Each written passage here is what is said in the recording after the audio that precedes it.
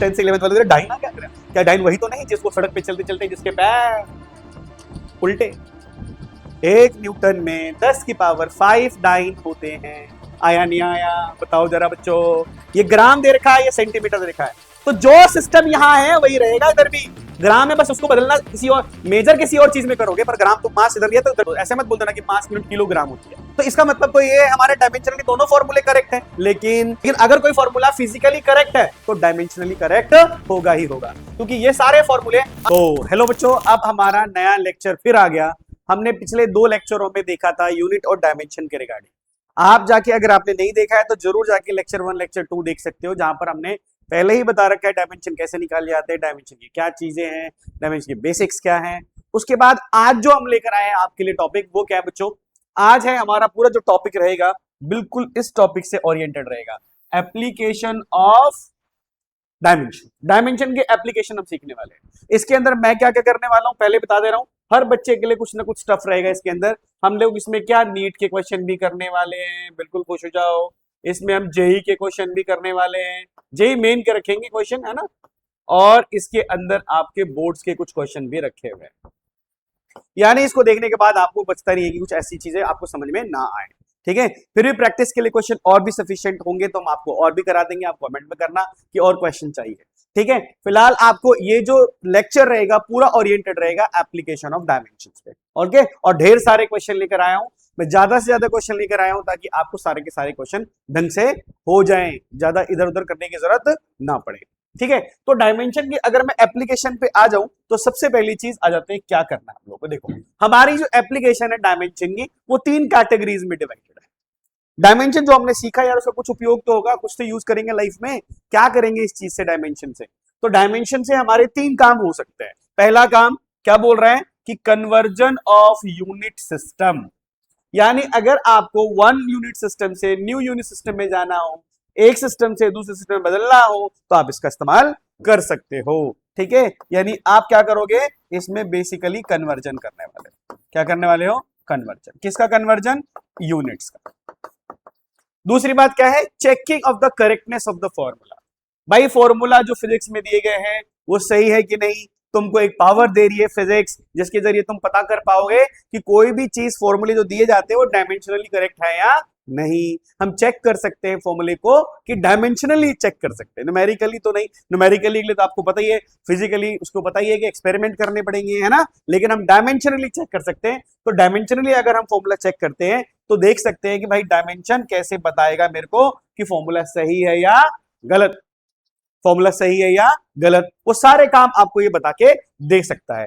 कल को मान लो तुम में से कोई साइंटिस्ट बन जाए, रिसर्च करके ले आए फॉर्मूला तो डायमेंशनली करेक्ट होगा, तो तुम समझ सकते हैं कि हाँ सर अब मेरा पहला फेज पूरा हो गया, अब इसको फिजिकली भी चेक कर सकते हैं। तो चेकिंग के लिए काम आएगा। बेसिकली क्या है ये? चेकिंग, है ना। चेकिंग किसका? फॉर्मूला का। फॉर्मूला चेक करेंगे डायमेंशनली ठीक है या नहीं। फिर तीसरी चीज क्या है हमारा? डेरिवेशन, यानी मेकिंग ऑफ फॉर्मूला। हम क्या करेंगे? फॉर्मूला बनाना सीखेंगे कि भाई डायमेंशन मेरी कैसे हेल्प करेगी फॉर्मूले को बनाने में। तो we have 3 application regarding the application of dimension. First one is conversion of unit system, second one is checking of the correctness of the formula and third one is derivation of the formula. ये 3 काम हम करना सीख जाएंगे आज application के regarding, ठीक है भाई। चलो आगे बढ़े, काम करें, है ना। काम की बातें ज्यादा। अब पहले मैं सिस्टम में जाने से पहले कुछ बातों को समझाना चाहूंगा। जो कन्वर्जन ऑफ यूनिट सिस्टम है अगर मैं उसमें जा रहा हूं तो कुछ बातों को समझ लेते हैं पहले ही, ताकि हम क्वेश्चन इसके बाद करना शुरू कर दें। भाई एक बात बताओ, मैंने तुम्हें पिछली क्लास में भी बताया था और आपको याद भी होगा कि अगर कोई फिजिकल क्वांटिटी होती है तो तुम याद करो हम इसको किससे दिखाया करते थे? तो n इंटू यू से दिखाया करते। जहां पर q किस बात को रिप्रेजेंट करता है? तो q रिप्रेजेंट करता है हमारा फिजिकल क्वांटिटी। कौन सी क्वांटिटी? Physical quantity. n का मतलब क्या था? सब बच्चों को याद आ जाएगा, क्या था बच्चों? Numerical value. भाई कितना मैग्नीट्यूड है, कितनी वैल्यू है। और यही हमारा था क्या? यूनिट, है ना। यूनिट सिस्टम कह लो या यूनिट कह लो कि हमने क्या यूनिट इस्तेमाल करी है।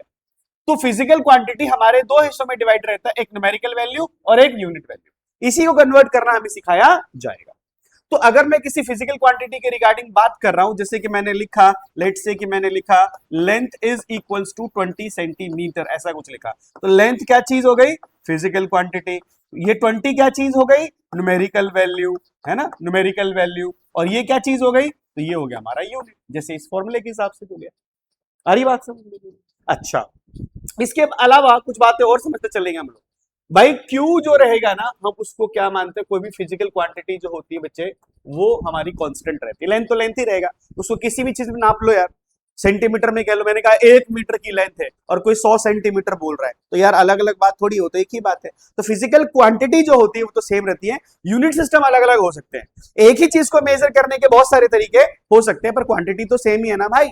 1 मीटर 100 सेंटीमीटर तो बराबर ही हुआ ना, एक ही तो बात हुई है कि नहीं। तो ये जो हमारे पास रहेगा वो कांस्टेंट रहेगा, क्यों तो कांस्टेंट रहता है। लेकिन मैं क्या कर सकता हूं, क्यों कांस्टेंट रह सकता है, तो इसका मतलब सर ये हुआ कि n1 u1 इक्वल्स टू क्या हो सकता है, n2 u2 हो सकता है। n1 u1 इक्वल्स टू क्या हो सकता है, n2। जब भी कांस्टेंट वैल्यू होती है ना बच्चे, कांस्टेंट वैल्यू हो गई, यहां से अगर तुम देख सकते हो तो मैं क्या कह सकता हूं, जैसे q कांस्टेंट है तो हम क्या बोल देंगे, यहां पर nu कांस्टेंट है, nu कांस्टेंट है।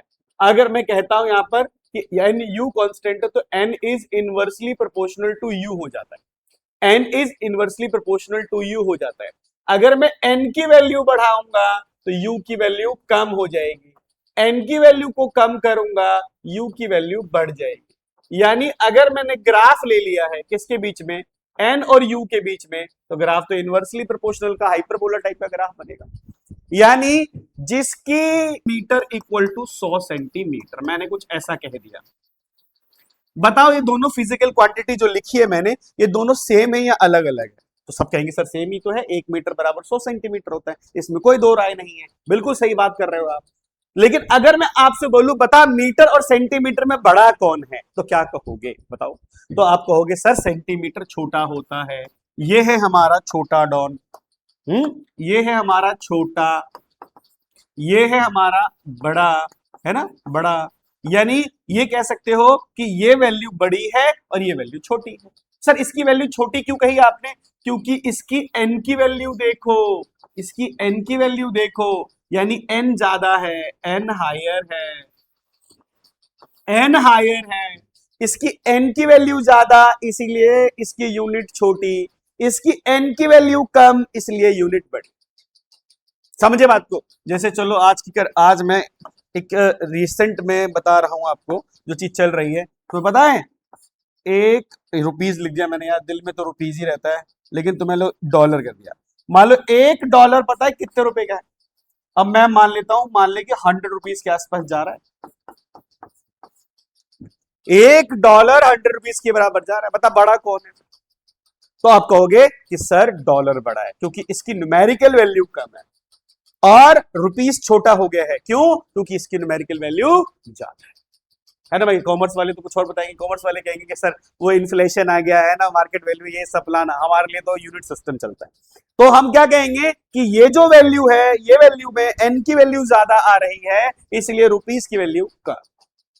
तो इस हिसाब से तुम देख सकते हो किसी भी फिजिकल क्वांटिटी को इस पर्सपेक्टिव से देखा जा सकता है, जहां पर हम इस तरीके से देखते हैं कि भाई कोई भी यूनिट कन्वर्जन करना हो मेरे को तो मैं आराम से कर सकता हूं।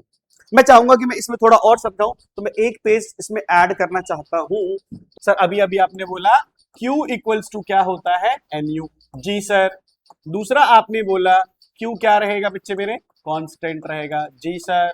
तीसरी बात मैंने ये बोला कि Q जो होता है अगर कांस्टेंट हो जाता है बच्चों, तो हमारा अगर Q कांस्टेंट हो जाता है बच्चों, तो मैंने बोला N1 U1 इक्वल्स टू क्या रहेगा, N2 U2। ये बात तो भूलने की है नहीं। फटाफट एक ग्राफ बना के दिखा देता हूं मैं दोबारा से। ग्राफ मैंने बना के दिखाया था अभी पहले, N और U का ग्राफ हमेशा कैसा, इनवर्सली। अब इंटरेस्टिंग ग्राफ बताओ जरा, अब इंटरेस्टिंग ग्राफ बताओ। ये लिखा मैंने Q और भाई साहब Q लिख दिया मैंने और यहां लिख दिया मैंने N, क्या बनेगा ग्राफ, तो ये कांस्टेंट रहेगा, है ना, ये कांस्टेंट रहेगा, कांस्टेंट। Q कांस्टेंट रहता है, Q को कोई लेना देना नहीं है N से, अरे बात समझ में। तो ये चीज कांस्टेंट रहती है, ये चीज क्या रहेगी, कांस्टेंट रहेगी। यानी अगर कोई बोले कि सर Q का ग्राफ बता दो U के हिसाब से, तो ग्राफ कैसा बनेगा, ये भी कांस्टेंट चलेगा, कांस्टेंट रहेगा। Q जो है वो कांस्टेंट है, Q कांस्टेंट रहेगा, ये वेरिएबल रहेगा।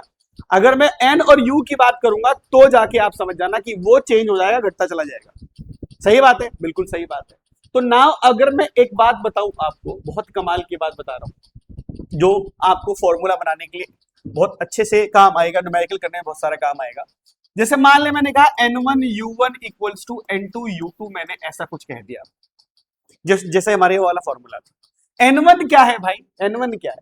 तो N1 कह दो कि एक तुम्हारा ये जो है हमारा, ये जो ओल्ड यूनिट सिस्टम है हमारे लिए, ओल्ड हमारा सिस्टम है हमारा, ये ओल्ड सिस्टम में हम थे, हम यहाँ पर मान लो ये किस में जा रहे हो आप, न्यू यूनिट सिस्टम में जा रहे हो, न्यू यूनिट सिस्टम में जा रहे हो। तो ये पुराने वाले के लिए हो गया और ये नए वाले के लिए हो गया। जैसे कि भाई मैंने लिखा था ना 1 मीटर इक्वल्स टू 100 सेंटीमीटर, तो वही उसी हिसाब से हम दोनों को इक्वेट करके, ये ओल्ड मान लेंगे, इसको हम लोग न्यू मान लेंगे। तो मान लो न्यू यूनिट सिस्टम में तुम्हें न्यूमेरिकल वैल्यू निकालनी है, तो कैसे निकालोगे न्यू यूनिट सिस्टम में, कैसे निकालोगे बताओ, N2 की वैल्यू कैसे निकालोगे? तो सर N1U1 अपॉन में क्या आ जाएगा, U2 आ जाएगा। यानी कि इस तरीके से आप क्या कर सकते हो, फॉर्मूला बना सकते हो, किसके लिए, N2 के लिए। लेकिन इसमें अगर मैं डायमेंशन का इंट्रोडक्शन कर दूं, किसका इंट्रोडक्शन कर दूं, डायमेंशन का इंट्रोडक्शन कर दूं, तो बता जरा क्या होना चाहिए। अगर मैं इसमें डायमेंशन की बात कर दूं, डायमेंशन को इंक्लूड कर दूं, तो क्या हो जाएगा बच्चों, N2 इक्वल्स टू N1, ये U1 है पहली यूनिट, उसके लिए क्या होगा, M, जो भी उसकी पावर होगी, M की पावर मान लो कि मैंने कह दिया ये X है, L की पावर Y है, T की पावर Z है, ये कह दिया मैंने यहाँ पर। नीचे जो U2 है, U2 उसकी भी तो यही होगी, मान लो M1 L1 और T1 हो गया, M2 की पावर X, L2 की पावर Y और T2 की पावर Z। अच्छा दोनों की पावर सेम क्यों है भाई, दोनों की पावर सेम, भाई साहब दोनों सेम फिजिकल क्वांटिटी की यूनिट्स हैं, क्वांटिटी तो सेम ही है ना, तो ये वाली यूनिट सेम होगी, यूनिट सेम होगी तो डायमेंशन भी सेम होगा, ठीक है ना। तो डायमेंशन सेम रहेगा हमारे पास, है ना, ऊपर की जो पावर बन रही होगी वो कैसी रहेगी, सेम रहेगी। तो N2 इक्वल्स टू क्या आएगा, N1। इसी फॉर्मूले को हम ऐसे भी दिखा देते हैं, M1 M2 की पावर X, L1 L2 की पावर Y और T1 अपॉन में T2 की पावर Z। ये भी एक फॉर्मूला है, इसमें और इसमें कोई अंतर नहीं है। कई बार हमें क्वेश्चन जल्दी से करना हो तो हम ऐसे जल्दी कर लेते हैं, कई बार उससे करना हो तो उससे जल्दी कर लेते हैं, जो आपको अच्छा लगे। दोनों अच्छे फॉर्मूले हैं, दोनों फॉर्मूले हमारे लिए काम के हैं, दोनों फॉर्मूले आपको पता होने चाहिए। जहां पर ये याद रख लेना कि जो M1 वाला था, M1 L1 T1 जो मैंने लिया है यहाँ पर, है ना, जो X Y Z वाली पावर वाली है, X Y और Z, वो कौन सी चीज क्या है बता, वो वाला तुम्हारा ओल्ड सिस्टम का रहेगा। और जो नीचे तुमने 2 लिखा है ना, 2L2 T2 जो लिखा है हमने यहाँ पर, ये XYZ, ये तो सेम ही रहेगा। तो इसकी जो वैल्यू रहेगी वो कौन से भाई, ओल्ड में था, तो ये हमारा न्यू सिस्टम का रहेगा, इसमें रहेगा न्यू सिस्टम का रहेगा। तो ये न्यू सिस्टम में रहेगा और ये हमारा ओल्ड सिस्टम में रहेगा। इनकी वैल्यूज को अगर आप देखोगे तो ये फॉर्मूला हमारे सामने है, जो ये फॉर्मूला अभी आपके बड़े काम के आने वाले हैं। मजा जब ही आएगा जब क्वेश्चन करेंगे। तो तुम्हारे सामने डायमेंशन के रिगार्डिंग ये सब बातें मैंने बता दी, फिर रिपीट कर दे रहा हूं। Q equal to n is the numerical value, U is the unit, Q is the constant. Constant होगा तो अगर आप दोनों सिस्टम में रखोगे दोनों की वैल्यू बराबर ही आएगी। N और U एक दूसरे के इनवर्सली प्रोपोर्शनल, N बढ़ाया U घटा, N कम किया U बढ़ गया, ये वाली बात है। Q को N से कोई मतलब नहीं, Q को U से कोई मतलब नहीं, वो कांस्टेंट ही रहता है, Q नहीं घटता बढ़ता। ये हमारे पास जो रहेगा ये ओल्ड सिस्टम यूनिट के लिए, ये न्यू यूनिट सिस्टम के लिए रहेगा। तो अगर मैं यहां से N2 निकालूं तो U2 उसके नीचे आएगा, N1 U1 अपॉन में U2।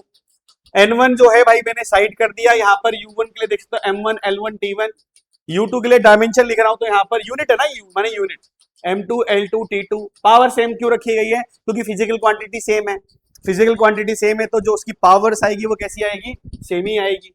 और इसके हिसाब से ये ओल्ड सिस्टम है और ये न्यू सिस्टम है। तो ये भाई साहब अपने अच्छे से नोट्स बनाने हैं, अच्छे नोट्स बनाने हैं, लिखते भी चलना है साथ साथ, ताकि आप समझ पाओ। या पहले पढ़ लो, उसके बाद जब मैं इसकी PDF शेयर कर दूंगा उसके डिस्क्रिप्शन बॉक्स के अंदर, वहां से डाउनलोड कर लेना, वहां से भी आप इसको कर सकते हो।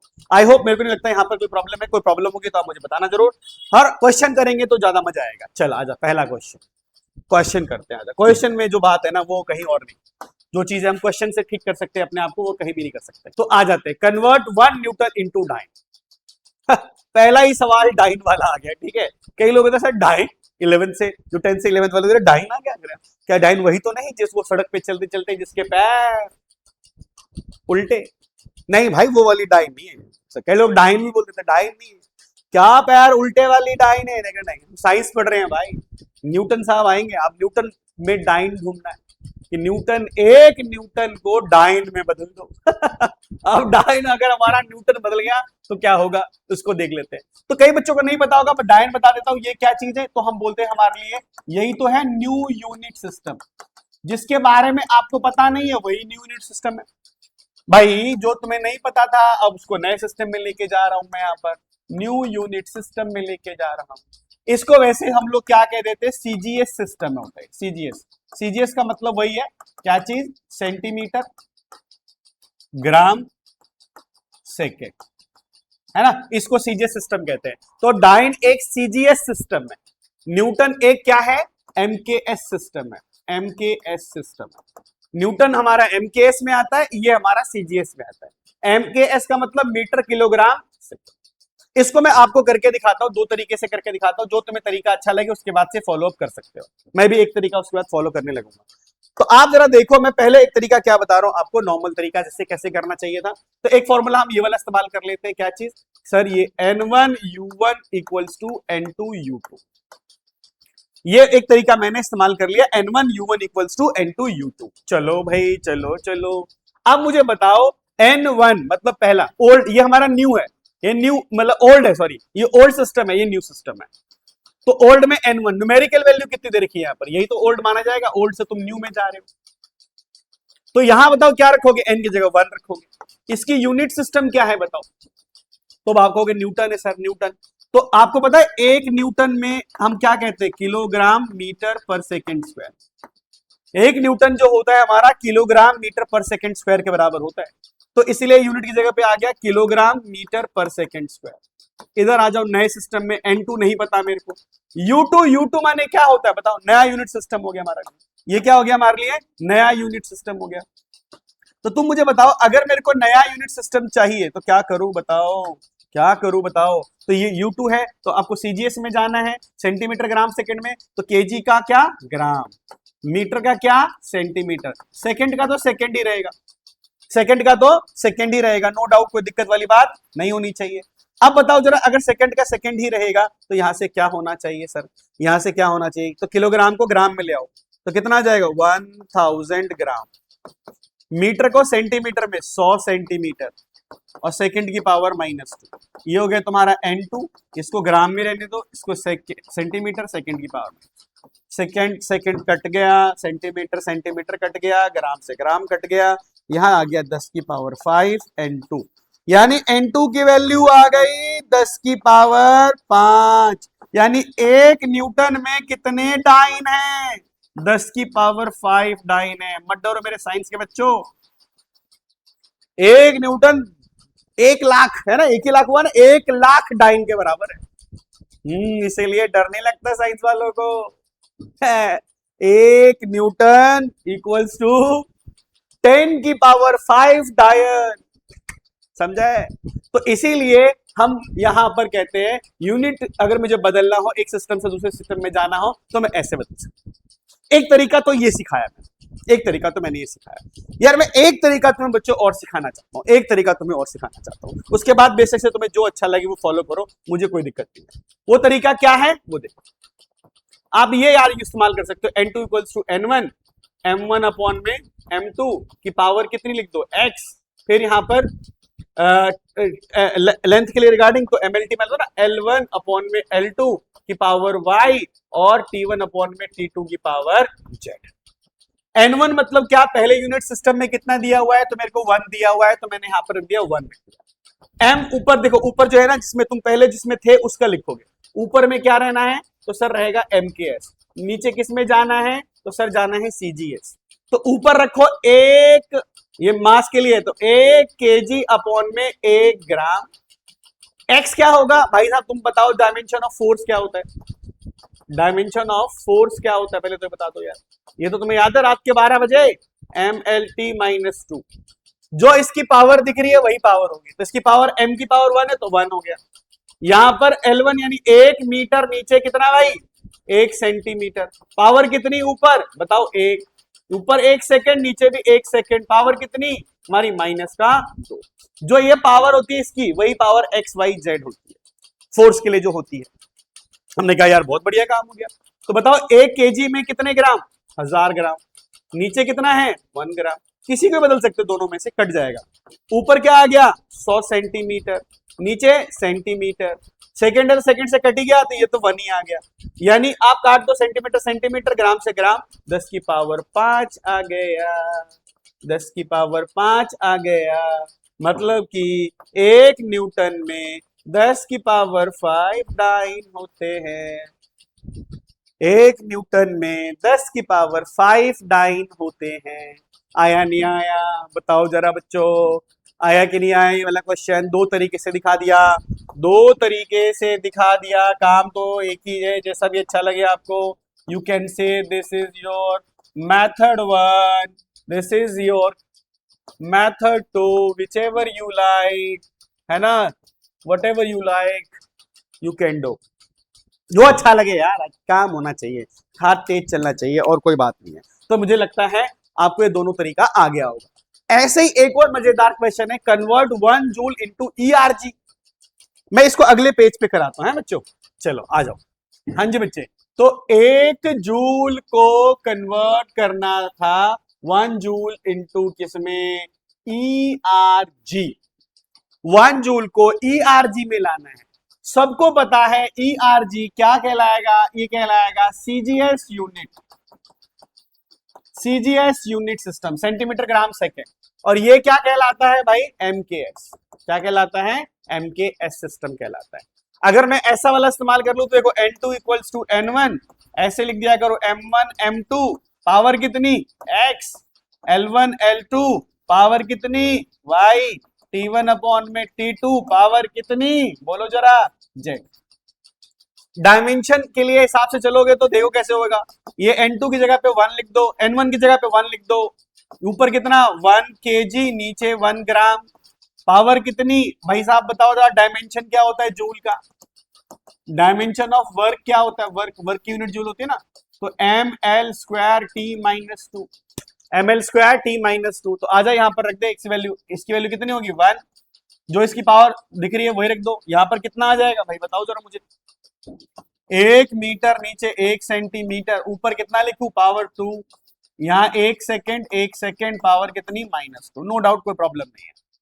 अब बताओ ये तो 1 था, ये तो ऊपर हो गया 1000 ग्राम, नीचे आ गया हमारा 1 ग्राम, ऊपर आ गया बच्चों 100 सेंटीमीटर, नीचे आ गया 1 सेंटीमीटर 2, ये तो कट पिटा के 1 ही हो गया, ऊपर से ग्राम, सेंटीमीटर सेंटीमीटर, ये बच गया 100 नहीं 1000, और ये 10 की पावर 4, यानी 10 की पावर कितनी आ गई 7, 10 रेज़ टू द पावर 7। तो बच्चे 1 जूल किसके बराबर है, 10 टू द पावर 7 ERG। यानी नया यूनिट सिस्टम हमारा ये कहता है। एक बार और, एक बार और, एक बार और, एक तरीका तो ये सिखा दिया मैंने, एक ऐसे वाला कर लो यार, N1U1 इक्वल्स टू N2U2 कर लो। N1 पहला यूनिट कितना है 1 का, आपको पता है यूनिट लिखना पड़ेगा, जूल, जूल तो हमारे ऐसा यूनिट सिस्टम में आता है, और जूल का यूनिट क्या होता है किलोग्राम मीटर स्क्वायर पर सेकेंड स्क्वायर। वर्क का कैसे करते हो, वर्क इक्वल टू नहीं होता force into displacement, force into displacement, इसका क्या होता है किलोग्राम मीटर पर सेकेंड स्क्वायर, इसका मीटर हो गया, तो कितना आ गया किलोग्राम मीटर स्क्वायर पर सेकेंड स्क्वायर। तो यार यही तो है, और क्या है बता। यहाँ N2 की जगह पे मुझे नहीं पता, मुझे निकालना है, नए यूनिट सिस्टम में जाना है, तो वो CGS सिस्टम है, इसकी जगह ग्राम, इसकी जगह पे सेंटीमीटर, इसकी जगह पे सेकंड की पावर -2। अब इसको खोल दो तो इसको क्या हो जाएगा 1000 ग्राम, ये कितना हो जाएगा 100 सेंटीमीटर की पावर 2, और ये सेकंड की पावर -2। यहाँ पर ग्राम को ग्राम रहने दो, सेंटीमीटर स्क्वायर सेकंड की पावर -2। अब तू बता यहाँ से क्या बचा तुम्हारे पास, ग्राम से ग्राम कट गया, सेंटीमीटर स्क्वायर कट जाएगा, सेकंड से सेकंड कट गया, यहाँ क्या बचा 1000 बचा, इधर कितना 10 की पावर 4 बची, और इधर आजा मेरे पास, है ना, कुछ भी नहीं, इधर तो हमारे पास n2 बचा, n2 की वैल्यू बोलो 10 की पावर 7, तो यानी 1 जूल में 10 की पावर 7 ERG होते हैं। जिसमें कंफर्टेबल हो बच्चों, जिसमें कंफर्टेबल, ये यूनिट से निकाल दे रहे हैं हम लोग, देखो यूनिट से खेल खेल के निकाल दे रहे हैं, और ये थोड़ा डायमेंशन से खेल के निकाल दे रहे हैं, डायमेंशन से खेल के निकाल दे रहे हैं। खेलना दोनों तरीके से आना चाहिए, खेलना दोनों तरीके से आना चाहिए, यूनिट के बारे में पता होना चाहिए, आराम से काम होता चला जाएगा। आई होप, मेरे को नहीं लगता कोई प्रॉब्लम आनी चाहिए। ये पावर कैसे आती है, ज्यादातर बच्चों में यही फंस जाते हैं कि पावर कैसे आ रही, पावर यहाँ से आ रही है, 1 2 -2 1 2 -2, तो पता होना चाहिए जो स्टैंडर्ड जिसको बदलना है उसकी यूनिट क्या होती है। यूनिट तो दोनों के लिए सेम ही होती है ना भाई साहब, यूनिट सिस्टम जो होता है दोनों के, डायमेंशन जो होता है दोनों के लिए सेम होता है, डायमेंशन जो होता है दोनों के लिए सेम। आ जाओ भाई, बढ़िया सवाल, बढ़िया सवाल। When acceleration due to gravity is g equal to 9.8 meter per second square, convert it into feet per second square। f माने फीट है, तो 1 मीटर में करीबन 3.28 फीट होता है, फीट, फुट होता है ना, फुट, वही है। कैसे बदल दे भाई इसको, तुम्हें जो मेथड अच्छा लगे भाई वो कर लो। मान लो मैं यूनिट से कर दे रहा हूँ उसको, किससे कर दे रहा हूँ, यूनिट से कर दे रहा हूँ, तो यूनिट से कैसे होगा बच्चा, बता मेरे को। तो ऐसे होगा sir, n1 u1 equals to n2 u2, पहला मेरे पास n1 कितना है 9.8, यूनिट क्या है इसकी, मीटर पर सेकेंड स्क्वायर, फीट में जाना है, मुझे n2 की वैल्यू निकालनी है, मुझे नहीं पता, मुझे किस में जाना है, तो मीटर की जगह पे फीट पे जाना है, और सेकंड की पावर -2 तो है ही, तो सेकंड की पावर -2 से सेकंड की पावर -2 कट जाएगी, यहाँ आ गया 9.8, ये मीटर बचा, मीटर को फीट में बदल दो, मैंने दे रखा है यहाँ पर पहले से ही, कितना है बताओ यहाँ पर 3.28 फीट है ये, equals to n2 equals to, ये फीट हो गया, फीट से फीट उड़ गया, बचा कितना, n2 इक्वल्स टू 9.8 इंटू 3.28, इसको मल्टीप्लाई कर दो, you will get your answer. इसको मल्टीप्लाई कर दो 3 पॉइंट समथिंग, 3 आई थिंक 12 के आसपास जाएगा।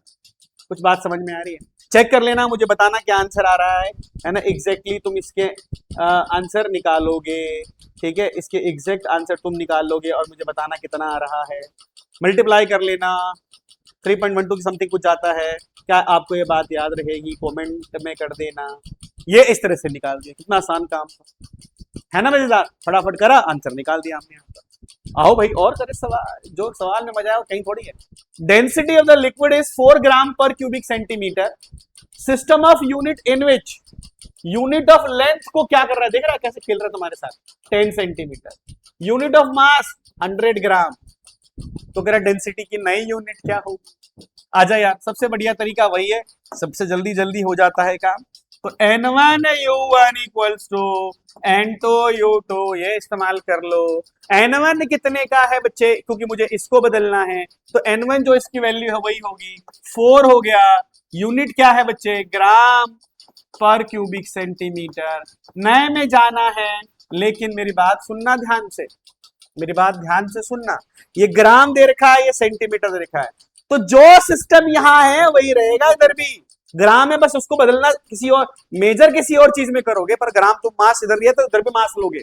इसको उसने क्या कहा, उसने बोला कि यूनिट ऑफ मास 100 ग्राम कर दिया, तो इसके लिए इधर मास आ जाएगा 100 ग्राम, नया वाला मास, इसकी सेंटीमीटर है, उसकी इसके लिए कितना दे रहा है बता मेरे को, लेंथ की यूनिट कितनी दे रहा है 10 सेंटीमीटर, तो लिख दे 10 सेंटीमीटर की पावर कितनी, -3, जो इधर पावर होगी वही पावर लिखना, क्योंकि दोनों के डायमेंशन सेम होते हैं। तो बताओ यहाँ क्या बचा सर, 4 ग्राम पर cubic centimetre, n2 equals to 100, है ना, क्या 100 इंटू 10 की पावर -3 सेंटीमीटर क्यूब, इधर ग्राम भी था, ग्राम सेंटीमीटर से ग्राम सेंटीमीटर क्यूब कट गया, इधर 4 बचा, इधर n2 बचा, इधर तेरे पास 100 इंटू में 10 की पावर -3 कितना बचा, 10 की पावर -1, यानी बच्चों n2 की वैल्यू 40, तो नई डेंसिटी की यूनिट होगी 40, new unit density will be 40, this is the answer. मैं एक बार रिपीट करना चाहूंगा कैसे किया मैंने इसको, ये मेरा n1 था, ये इसका यूनिट दे रखा था ग्राम सेंटीमीटर क्यूब, इस साइड की जो नई यूनिट है, इस साइड की इधर मास था ना बच्चा, तो इधर भी मास लेना पड़ेगा। इधर सेंटीमीटर लेंथ था ना, तो इधर भी लेंथ ही लेना पड़ेगा। इधर का डिसीजन वो दे रहा है मेरे को, वो मुझे कह रहा है कि इसका मास ग्राम में है, इसका मास जो है ना वो 100 ग्राम है। इसका जो लेंथ सेंटीमीटर में है, उसका लेंथ जो है वो यूनिट ऑफ लेंथ है 10 सेंटीमीटर, तो 10 सेंटीमीटर डाल दिया, 10 की पावर -3 डाल दिया, बाकी ओपन कर दिया, मैथमेटिक्स है, खट से निकाल दिया आंसर। सही है क्या? बिल्कुल सही है सर, बहुत बढ़िया है सर, मजा आ रहा है। चलो चलो आगे चलो, आ जाओ भाई, और आ जाओ, और मजा दिला दे तुम्हें। कह रहे क्या? The value of G in the CGS system दे रखा है मेरे को पहले से। आ जाओ भैया, n1u1 equals to n2u2, n1u1 equals to n2u2। सही बात है। n1 कितने का बता मेरे को? n1 यही जो दिया है 6.67 इंटू 10 की पावर -8। इधर आ जाओ, इधर भी डाइन आ गया, डाइन सेंटीमीटर स्क्वायर पर ग्राम स्क्वायर, डाइन सेंटीमीटर स्क्वायर पर ग्राम स्क्वायर, है ना। ये मेरे को दे रखा है, किस में जाना है? एसआई में जाना है, एसआई में जाना है। तो n2 नहीं पता, एसआई में पता है। डाइन का क्या हो जाता है पता? डाइन का सर न्यूटन हो जाता है। सेंटीमीटर का क्या हो जाएगा? Metre square. मास का क्या हो जाएगा? केजी हो जाएगा। मास का केजी, सेंटीमीटर का मीटर, डाइन का न्यूटन। अभी मैंने बताया था आपको, ऐसा करके होता है। तो आजा मेरे पास कैसे बदलेंगे, देखो 6.67 इंटू 10 की पावर -8, ये डाइन को डाइन रहने दो, ये सेंटीमीटर स्क्वायर, ये ग्राम की पावर -2, और बताओ यहाँ पर n2, यहाँ पर न्यूटन, न्यूटन 1 न्यूटन में कितने डाइन होते हैं? अभी अभी बताया था मैंने थोड़ी देर पहले, 10 की पावर 5, 1 न्यूटन में 10 लाख डाइन होते हैं, डर के रहना। यहां पर 1 मीटर स्क्वायर, ये मीटर का स्क्वायर है, मुझे सेंटीमीटर में चाहिए, तो यार 100 सेंटीमीटर नहीं होते क्या? हाँ होते सर, उसका स्क्वायर कर दो। यहाँ ग्राम में चाहिए, तो इधर कितना होता है सर? ये 1000 ग्राम होता है, 1000 ग्राम की पावर कितनी हो जाएगी? -2 हो जाएगी। अब मुझे बता क्या क्या आ जाएगा, तो इधर आएगा 6.67 इंटू 10 की पावर -8 डाइन सेंटीमीटर स्क्वायर पर ग्राम स्क्वायर, ये हो गया n2, ओके सर, 10 की पावर 5 डाइन, इधर कितना? 10 की पावर 4 सेंटीमीटर स्क्वायर, 10 की पावर ये 3 हो जाए 6 हो जाएगा, और ग्राम की पावर -2। तो जो जो कट रहा है बच्चों काट दो उसको यार, क्या क्या कट रहा है बताओ। ग्राम की पावर -2, ग्राम की पावर -2, सेंटीमीटर स्क्वायर, डाइन ने डाइन को मार दिया। अब बच गया तुम्हारे पास 6.67 इंटू 10 की पावर -8, इधर तेरे पास बच गया n2 इक्वल्स टू 10 की पावर 5, इकट्ठा कर लो यार, सीधा सीधा क्या कर लोगे, है ना। 10 की पावर 5, 4, 9, 9 में से 6 जाएगा 3, 10 की पावर 3, 5 और 9, 9 में से 6 का कितना आ गया? 3 आ गया, 3। अब इसको इधर ले आऊंगा तो n2 की वैल्यू आ जाएगी 6.67 इंटू 10 की पावर, ये नीचे लाओगे ना माइनस में चलाएगा, माइनस का 11। समझे? बढ़िया सवाल, ठीक है, बढ़िया। तुम्हें बताया ना, इसका एक ऑल्टरनेटिव मेथड और भी होता है, डायमेंशन में तरीके से उससे भी कर सकते हो, पर इससे भी जल्दी हो जाता है, इसलिए मैंने आपको करके दिखा दिया। क्या किया मैंने? जो यूनिट सिस्टम दिया था मैंने वो लिख दिया, फिर मैंने इधर वाले को MKS में कन्वर्ट कर दिया, यानी SI सिस्टम में ले आया। SI में क्या होता है भाई? मीटर किलोग्राम सेकंड, उसमें ले आया और कन्वर्ट कर दिया। सही बात है, बहुत सही बात है। आजा भाई, एक और देखो, ये अच्छा सवाल, एक और सवाल, बढ़िया सवाल। आजा, कैसे करेंगे देख। Find the value of 60 joule पर minute on a system that has 100 gram, 100 centimeter and 1 minute as a base unit। वही है, यूनिट सिस्टम चेंज कर रहा है और क्या कर रहा है। कितना दिया बताइयो? 60 जूल पर मिनट, 60 जूल पर मिनट में दिया हुआ है। आ जाओ, अब मैं अगर 60 जूल पर मिनट के हिसाब से चलता हूं, फॉर्मूला इस्तेमाल करता हूं, n1u1 इक्वल्स टू n2u2 सही है सर। अच्छा बताओ जरा, अगर मैं इधर से चलता जाऊं, इधर से चलता जाऊं, तो तुम देखो जूल खोल दो यार, मैं कह रहा हूं ना जूल खोल दो। चलो इधर से देखना, जूल ओपन करूंगा मैं, कैसे करूंगा स्मार्टली काम, उसको ध्यान से देखना। पहले तो बताओ, अगर मैंने 60 जूल पर मिनट लिखा हुआ है, पर मिनट लिखा हुआ है, तो क्या मैं इसको 60 जूल को अगर मैं किससे डिवाइड कर दूं, बता तुम्हें? 60 से डिवाइड कर दो, इसको 60 से डिवाइड कर दो, 1 जूल क्या हो जाएगा सर? पर सेकेंड हो जाएगा, क्योंकि तुम्हें पता पर मिनट आएगा तो मिनट को सेकंड में बदल दिया तो एक ऐसा आ जाएगा कुछ। तो ये इसका मतलब 60 जूल पर मिनट का मतलब होता है 1 जूल पर सेकेंड। 1 जूल पर सेकेंड। और जूल कैसे खुलता है? किलोग्राम मीटर स्क्वायर पर सेकेंड स्क्वायर, और यहाँ पे सेकेंड की पावर -1, यानी किलोग्राम मीटर स्क्वायर पर सेकेंड की पावर 3 हो जाएगी, यानी पावर की यूनिट बन जाती है। पावर ही है ये, पावर की यूनिट बन रही है। तो N1 कितना 1 लोगे, इससे कर रहा हूं, इससे 1, और यहाँ यूनिट कितना kg मीटर स्क्वायर सेकेंड की पावर -3, सेकेंड की पावर -3। N2 निकालना है तुमको, और N2 निकाल दिया सर ये। अब नए यूनिट सिस्टम में जाना है। मास को केजी था ना, ये यहाँ केजी लिखा हुआ था, देख इसमें क्या बदल रहा है, इसको बताओ। ये कह रहा है 100 ग्राम, तो यहाँ पर 100 ग्राम। मीटर का लेंथ का कितना है? 100 सेंटीमीटर, तो यहाँ लिखो 100 सेंटीमीटर लिखो, पावर 2 लगाओ, जो पावर वही लगाओगे। यहाँ पर सेकंड की पावर कितनी है? -3। यहाँ पर टाइम दे रखा है मेरे को, है ना, तो तुम देखो यार, यहाँ पे सेकंड है ना, तो इसको भी सेकंड में ले आओ, तो कितना हो जाएगा? 60। मिनट था ना, मिनट, 1 मिनट में 60 सेकंड होता है, तो यूनिट सिस्टम को मैं सेकंड में ले आना चाहता हूँ, तो मैं इसको सेकंड में लेकर आ गया। पावर कितनी है? -3, पावर -3 लगा दिया। अच्छा सर, बिल्कुल बढ़िया है। यहाँ से बताओ क्या हो जाएगा sir? Kilogram metre square second की पावर -3, N2 इक्वल्स टू, या ऐसा कर लेते हैं ना, इसको ही खोल देते हैं, इसको ही खोल देते हैं, है ना, इसको खोल देते हैं, ग्राम में लेकर आके काट देते हैं, इसके लो बदल किसको भी सकते हो, कोई दिक्कत वाली बात है नहीं वैसे तो। इसका क्या कर सकते हो? 1000।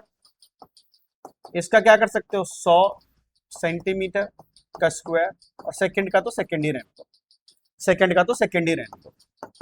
N2 100 ग्राम 10 की पावर 4 सेंटीमीटर स्क्वायर, और 60 ऐसे लिख देता हूं मैं इसका, 1/60 इंटू 60 इंटू 60, और सेकेंड की पावर -3।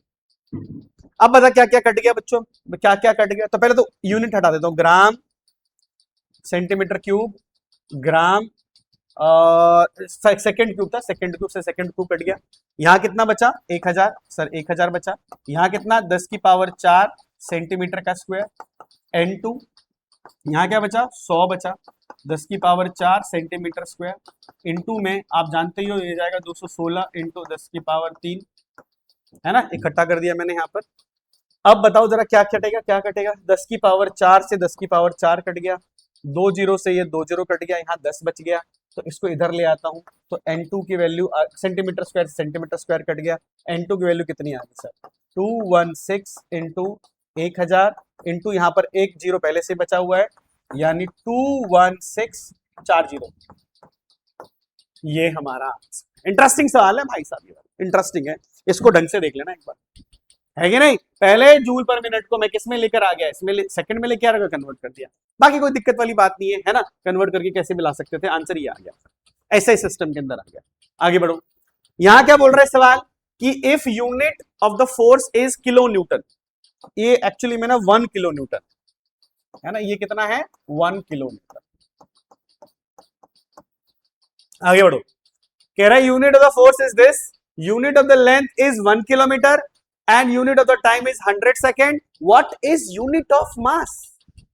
बढ़िया सवाल है ये वाला, ये थोड़ा ट्रिकी सवाल है, मोस्ट इंपॉर्टेंट सवाल है, बच्चे इसमें फंसते हैं कई बार, कॉम्पिटिटिव एग्जाम में आया हुआ क्वेश्चन बता रहा हूं मैं आपको कैसे करना है, इसका बिल्कुल डिफरेंट ही अप्रोच देने वाला हूं। कह रहा है कि मेरे को फोर्स की यूनिट दे रखी है, जी सर, लेंथ की यूनिट दे रखी है, हाँ जी, टाइम की यूनिट दे रखी है, तो बोल रहा है यूनिट बताओ मास का। किसका? मास का। तो चलो एक काम कर लेते हैं, क्या क्या चीज है तुम्हारे पास? फोर्स है, हाँ सर फोर्स है। क्या चीज है बताओ? लेंथ है, लेंथ है। और क्या चीज है तुम्हारे पास? टाइम है, टाइम है। किसका पूछ रहे हैं बताओ? मास का पूछ रहे, मास का पूछ रहे, यूनिट पूछ रहे हैं, यूनिट सिस्टम नहीं पूछ रहे। बोले कि सर नया मास की यूनिट ही बता दो, ऐसे मत बोल देना कि मास की यूनिट किलोग्राम होती है, ऐसा नहीं, नहीं। कैसे करेंगे देख लो, मैं इसका तरीका सिखा रहा हूं कैसे अप्रोच करना है। देखो, क्या F इक्वल्स टू ma होता है? हमने कहा हाँ होता है, ये फोर्स तो हमने बहुत पहले सुना हुआ है।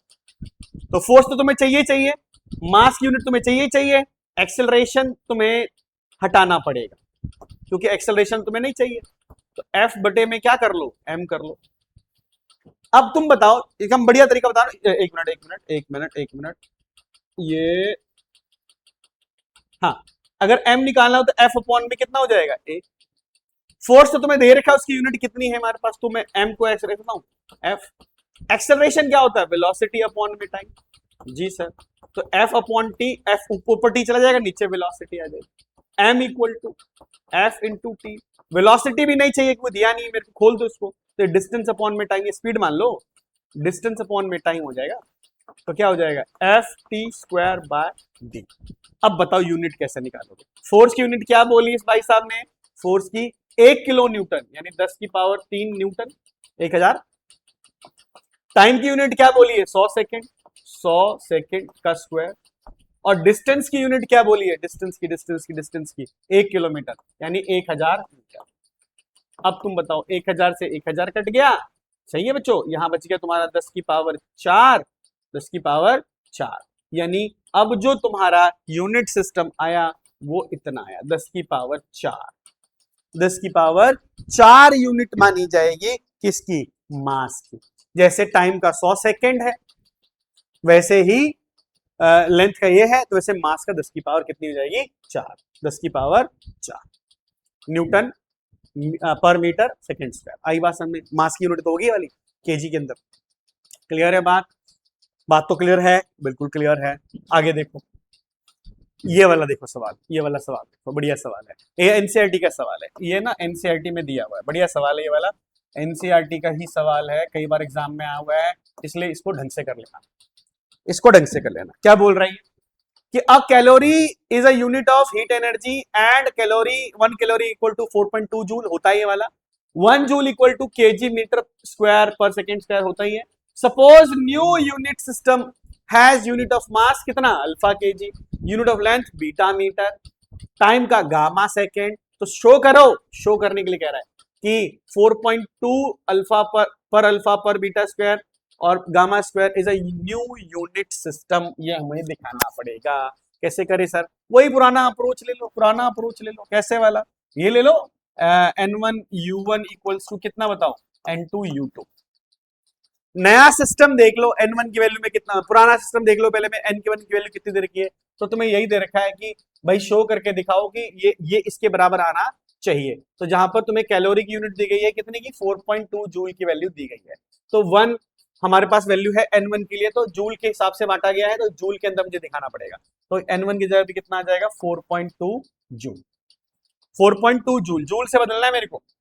यूनिट क्या होगी भाई? यूनिट मुझे दे रखा है इन्होंने, ये 1 जूल का कितना बताओ?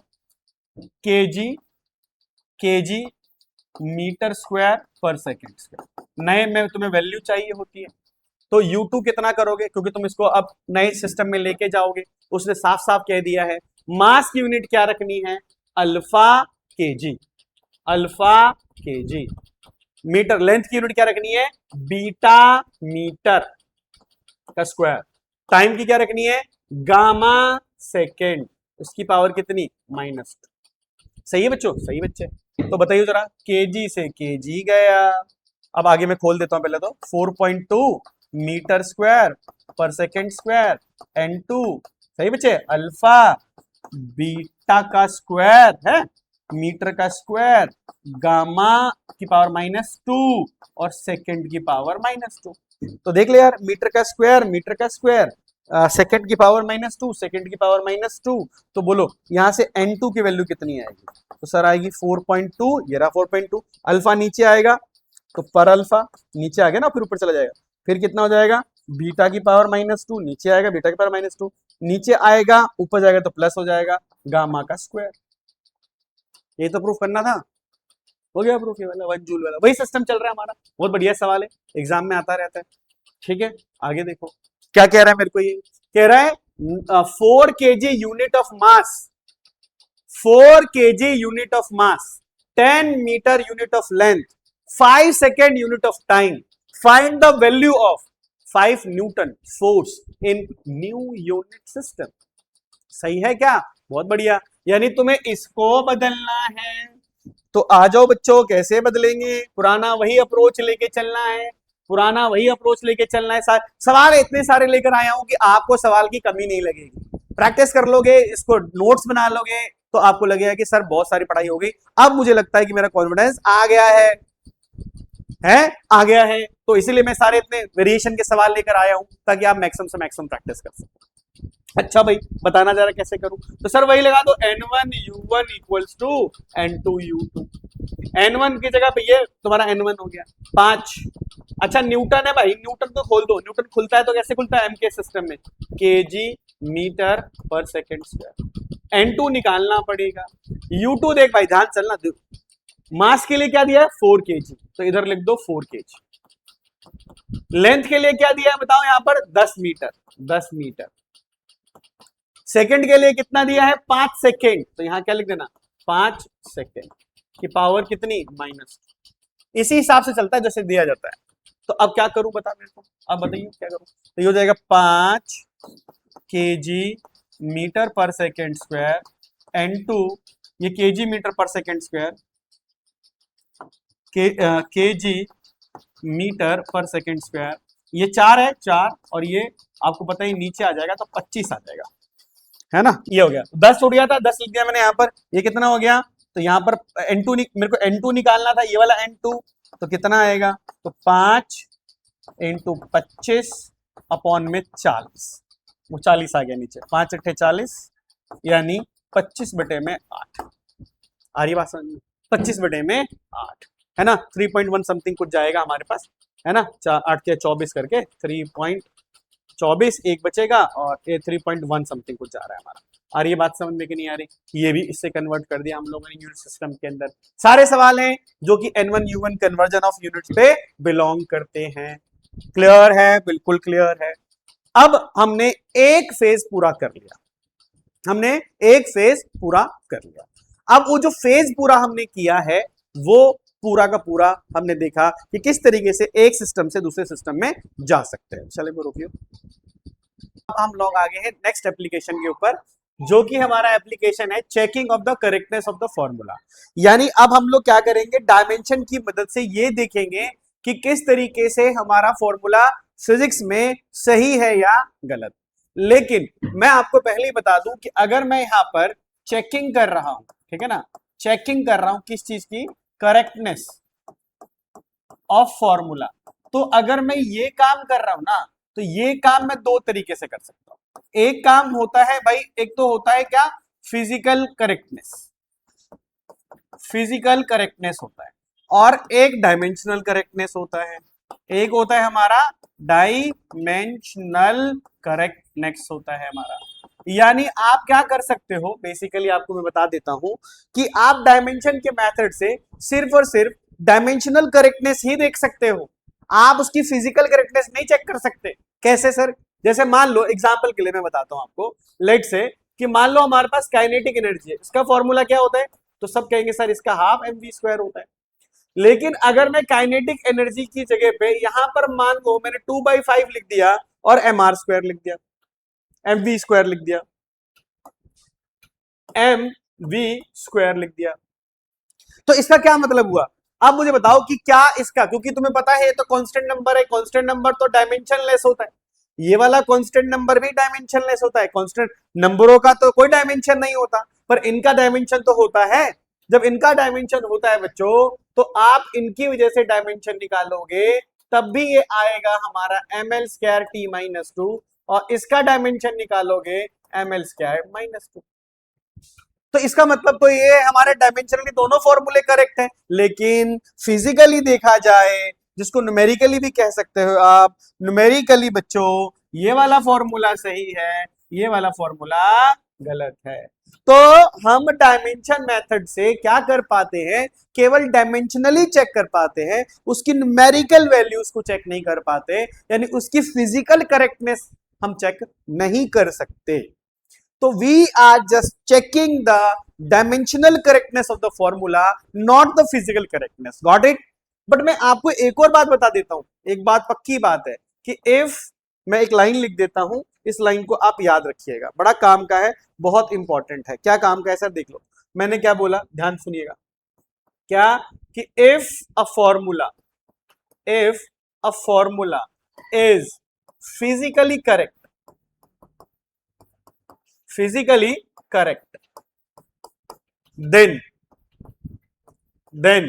it must be dimensionally correct। ठीक है, अगर कोई फॉर्मूला फिजिकली करेक्ट आ रहा है तो डायमेंशनली करेक्ट आएगा ही आएगा, आएगा ही आएगा। लेकिन ये बात बिल्कुल भी हम यूं नहीं कह सकते कि बात सही है। क्या चीज? इसका रिवर्स। अगर मैं इसका रिवर्स की बात करता हूं यहां पर, तो इसका रिवर्स ट्रू नहीं होता, इसका रिवर्स ट्रू नहीं होता। यानी मैंने क्या बोला कि if a formula is dimensionally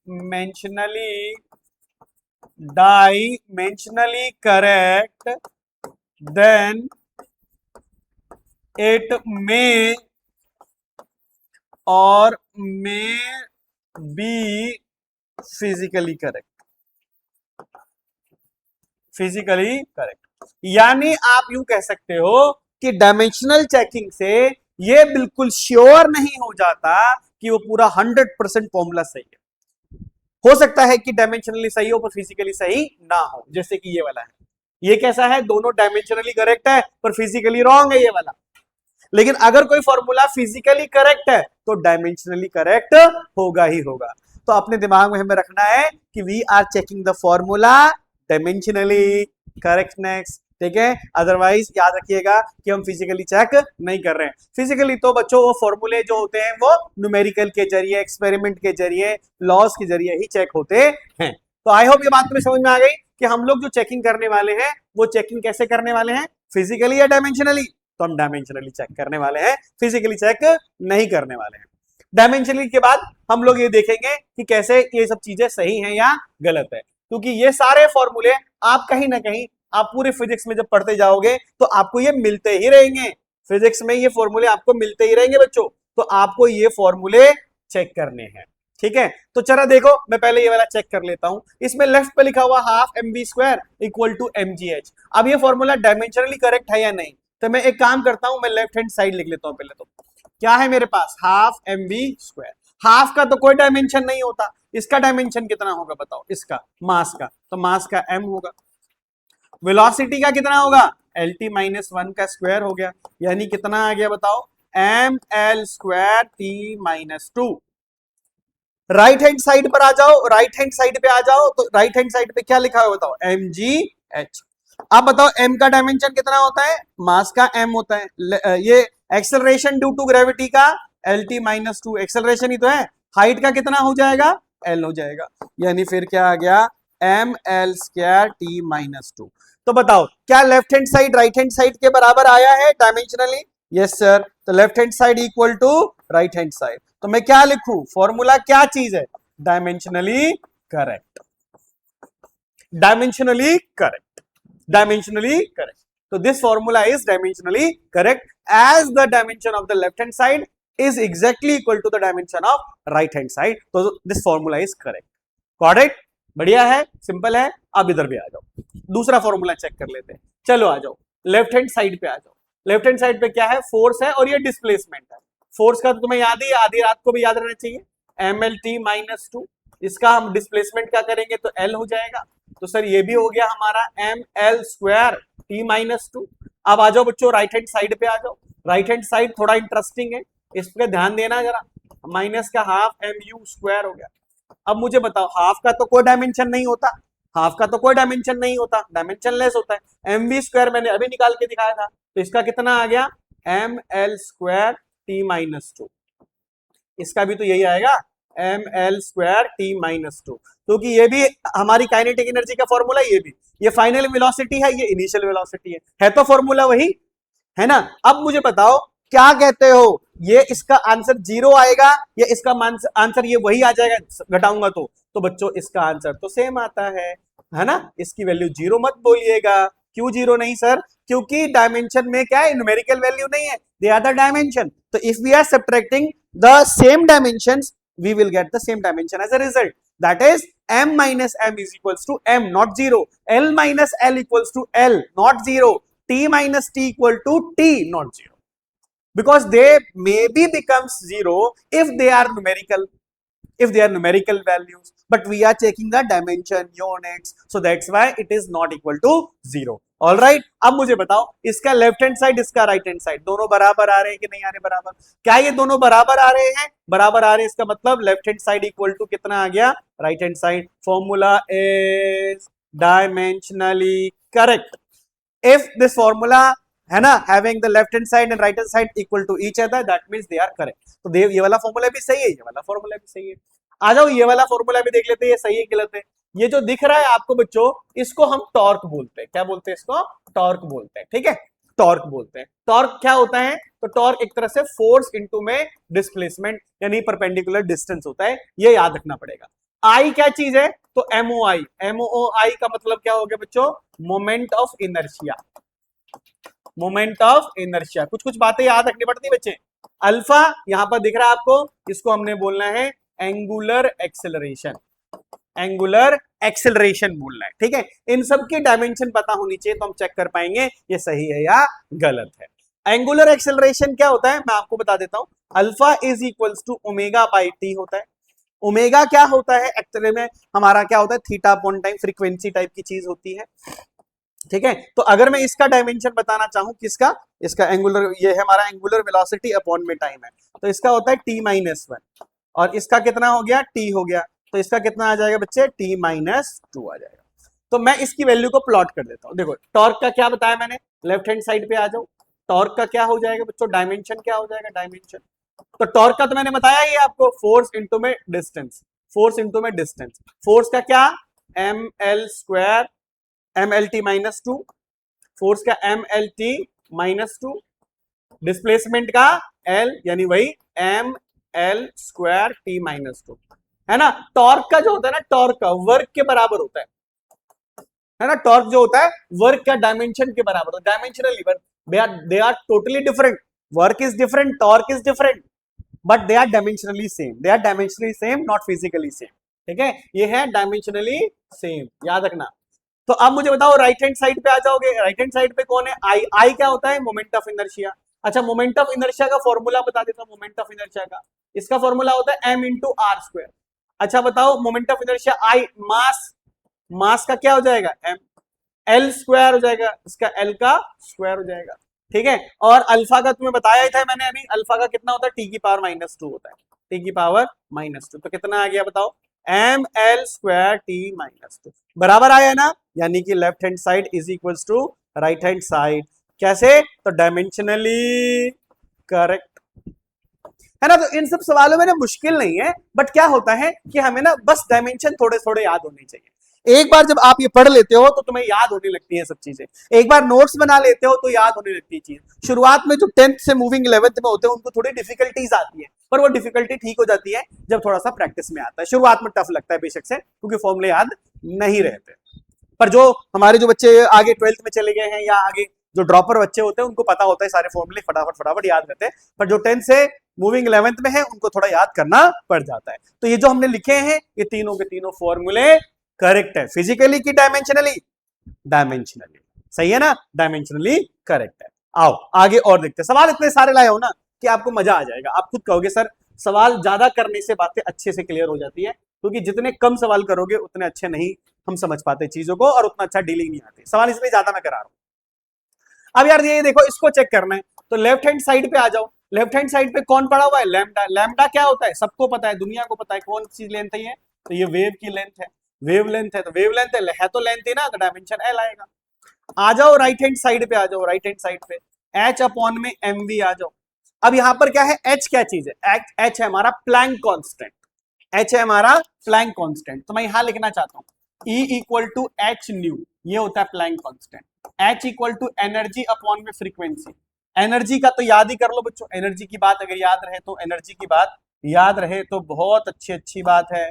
energy का क्या होता है? वर्क वाला M L square T minus 2 और फ्रीक्वेंसी का टी माइनस 1।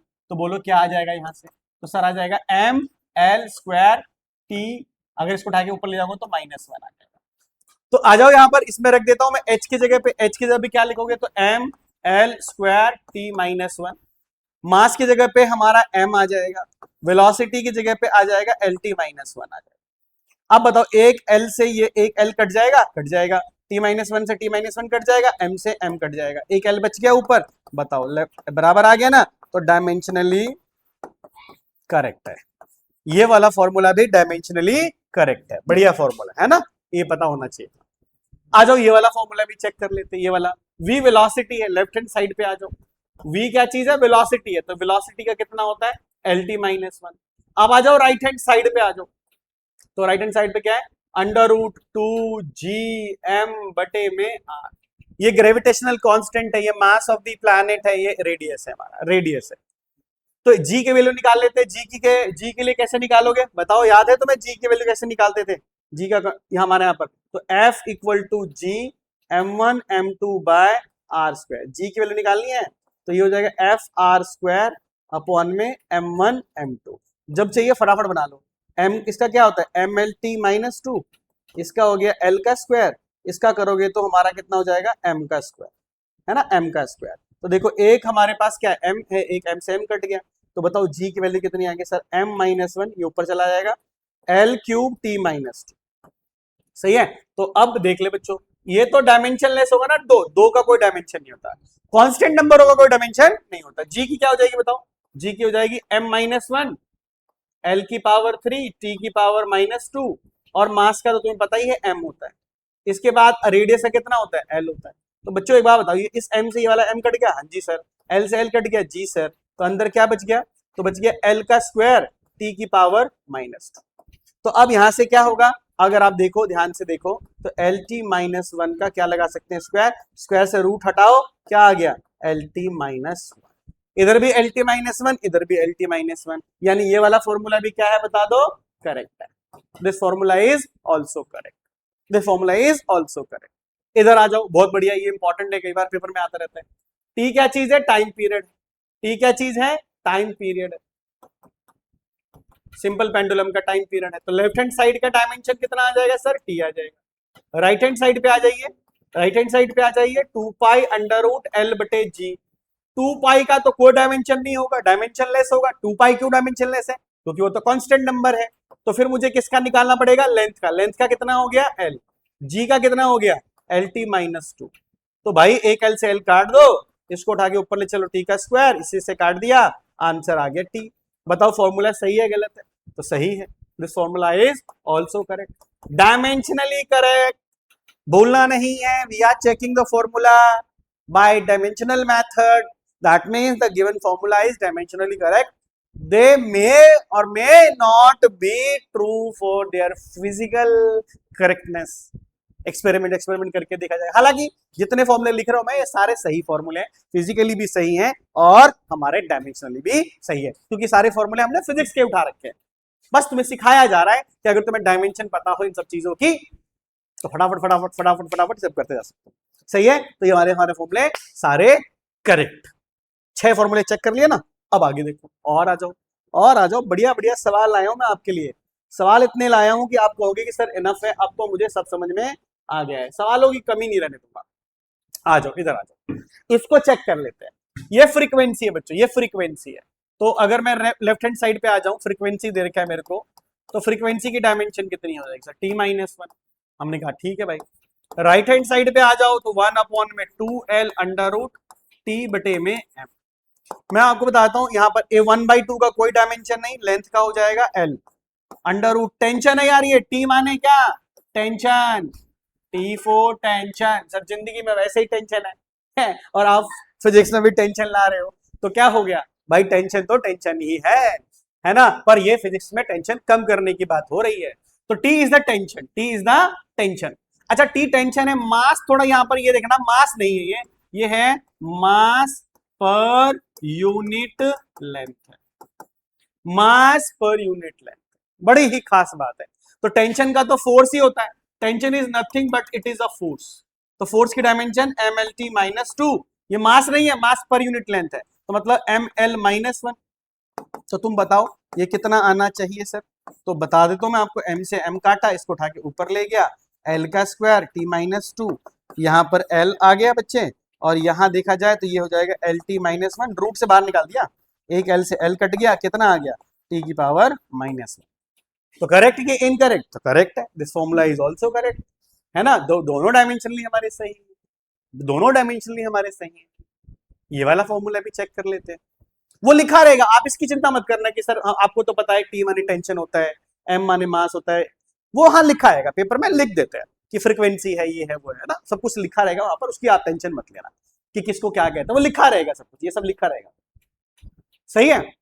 अच्छा, अब यहां पर v वेलोसिटी है, p प्रेशर है, रो डेंसिटी है, तो लेफ्ट हैंड साइड पे आ जाओ, v का वेलोसिटी का कितना हो जाता है lt minus one, p pressure है भाई, राइट हैंड साइड पे आ जाओ, p is the pressure, this is density, pressure का क्या होता है डायमेंशन याद है, इसका तो याद रखो M L minus one T minus two, density का क्या होता है मास अपॉन वॉल्यूम, यानी कि एम एल माइनस थ्री, एक m से m कट गया, इसको ऊपर ले चलो, ऊपर ले चलो तो l का स्क्वायर t माइनस टू, फिर बाहर आ गया एल टी माइनस वन, यानी दोनों बराबर है, ये फॉर्मूला भी करेक्ट। भाई साहब इसमें से ये देख लेना, ये मोस्ट इंपॉर्टेंट है, कई बच्चों को ये बात समझ में नहीं आती, बहुत इंपॉर्टेंट है ये ना, आप जब पढ़ोगे नेक्स्ट चैप्टर तो इसमें बोलते हैं, ये है फोर्थ काइनेमैटिक इक्वेशन,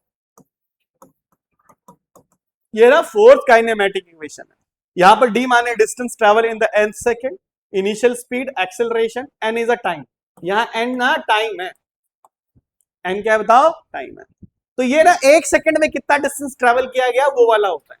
तो लेफ्ट हैंड साइड पे लेके चलोगे तो लेफ्ट हैंड साइड पे तो l है भाई डिस्टेंस है, राइट हैंड साइड पे लेके चलोगे तो मैं आपको पहले ही एक बात बता देता हूं, यहां पर एक सेकंड मल्टीप्लाई है और इधर भी एक सेकंड मल्टीप्लाई, तो u राइट साइड पे आओगे ना तो ये u है ना, u का कितना हो गया M L minus one, time का भी लेना पड़ेगा, एक सेकंड टाइम होता है यहाँ पर t, प्लस एक्सेलरेशन का तो तुम जानते हो एल टी माइनस टू, इसका तो होगा नहीं, और इसका डायमेंशन तुम जानते ही हो, इसका डायमेंशन t होगा, और एक सेकंड का और आ जाएगा t, इस t का भी है। तो अब तुम बताओ यहां से करोगे तो कितना आ जाएगा सर, ये इधर लेफ्ट साइड पे कितना आ जाएगा बताओ, यहाँ पर अगर मैं यहां से वैल्यू रखना चाहूं तो कितना आ जाएगा बताओ, यहाँ पर अगर यहाँ पर देखोगे तो ये स्पीड था हमारे पास, तो यानी कि इसकी से मल्टीप्लाई कर दिया तो ये हो गया एम एल था ना बच्चे, ये एक मिनट, ये ना यहाँ थोड़ा सा मिस्टेक हो गया है, इसको ध्यान से देखना, ये स्पीड था ना तो L T minus one, L T minus, अब ये टी से टी कट जाएगा तो यहाँ क्या बचा आपके पास, यहाँ बचा आपके पास एम बचा, एल बचा एल, और यहां देखा जाए तो ये टी का स्क्वायर हो गया, टी के स्क्वायर से ये कट जाएगा, ये एल बच गया प्लस का एल, तो बताओ एल प्लस एल कितना होता है, एल ही होता है, इसीलिए ये वाला फॉर्मूला भी सही है। तो इसमें क्या हिडन था, इसमें हिडन क्या था कि भाई यू के साथ भी एक सेकंड है, इसके साथ भी एक सेकंड है, अगर आपको नहीं पता होगा तो आप इस फॉर्मूले को गलत ही करोगे, तो याद रखना this formula is physically and dimensionally correct, दोनों करेक्ट हैं, इसके अंदर ये उसके दिमाग में रख लेना कि यहाँ पर एक सेकंड मल्टीप्लाई है, मोस्ट इंपॉर्टेंट है, फोर्थ काइनेमैटिक इक्वेशन गलत कर देते बच्चे, डायमेंशनली इनकरेक्ट कर देते हैं, तो ये याद रखना, ये इंपॉर्टेंट है भाई। आगे देखो और सवाल देखो बच्चों, ये इनकी करेक्टनेस चेक करनी है मेरे को, ये वेलोसिटी है ना, ये क्या है हमारा वेलोसिटी है, k कांस्टेंट है, यहाँ पर k कुछ नहीं है, यहाँ पर k is a constant number है, कांस्टेंट है, ये कौन है, this is the coefficient of viscosity बोलते हैं, coefficient of viscosity, r radius है, रो डेंसिटी है, और ये तो वेलोसिटी है, तो लेफ्ट हैंड साइड पे आ जाता हूं ना तो इसका डायमेंशन कितना हो जाएगा बताओ, L T minus one, right hand side पे आ जाओ बच्चों, ये कांस्टेंट है भाई, ये k कांस्टेंट है, इसका कोई डायमेंशन नहीं होगा, k का कोई डायमेंशन नहीं है, ऊपर क्या है ईटा, ईटा यानी कि हमारा कोफिशिएंट ऑफ विस्कोसिटी, ये याद कर लो, इसका होता है M L minus one T minus one, याद रखना ईटा का होता है M L minus one T minus one, divided by radius का कितना हो गया बताओ, एल हो गया, डेंसिटी का कितना हो गया मास अपॉन वॉल्यूम, यानी एम एल माइनस थ्री हो गया, यानी कि अगर आप देखो तो m से m क्या हो गया, कैंसिल आउट हो गया, यहां से देखा जाए तो क्या हो जाएगा, इसको उठा के ऊपर ले चलता हूं तो l की पावर कितनी हो जाएगी माइनस टू हो जाएगी, इसको उठा के ऊपर ले गया, इसको यहाँ नीचे l भी था और भी है, इसको ले जाऊंगा तो यहाँ पर हमारा l बच जाएगा, देखो मैं इसको दोबारा बता देता हूँ, देखना जरा बच्चों क्या हुआ, ये l की पावर माइनस थ्री है तो ऊपर जाएगा, तो तुम देख सकते हो यहाँ पर ये आएगा माइनस टू, ऊपर जाएगा तो प्लस थ्री, तो एक l बच जाएगा, एल टी माइनस वन, तो बताओ फॉर्मूला सही है गलत है, तो सही है, दिस फॉर्मूला इज करेक्ट, सही है। ये एक और देख लो भाई, यहां से एक और देख लो, h मतलब क्या चीज है, तो सर ये हाइट है, s यहां ध्यान देना सरफेस टेंशन है, this is surface tension, cos theta angle है, रो r रेडियस है, रो डेंसिटी है, g acceleration due to gravity, left hand side पे आ जाओ भाई, एच का है, एच का डायमेंशन तुम्हें पता ही है एल होता है। राइट हैंड साइड पे आ जाओ, राइट हैंड साइड पे आ जाओ, 2s है, कॉस थीटा है, आर है, रो है, जी है। दो का तो डायमेंशन नहीं होता। सरफेस टेंशन का बता देता हूं, फोर्स अपॉन में लेंथ, यानी M L T minus two upon में एल, एल से एल उड़ा दो तो बच जाएगा एम टी माइनस टू।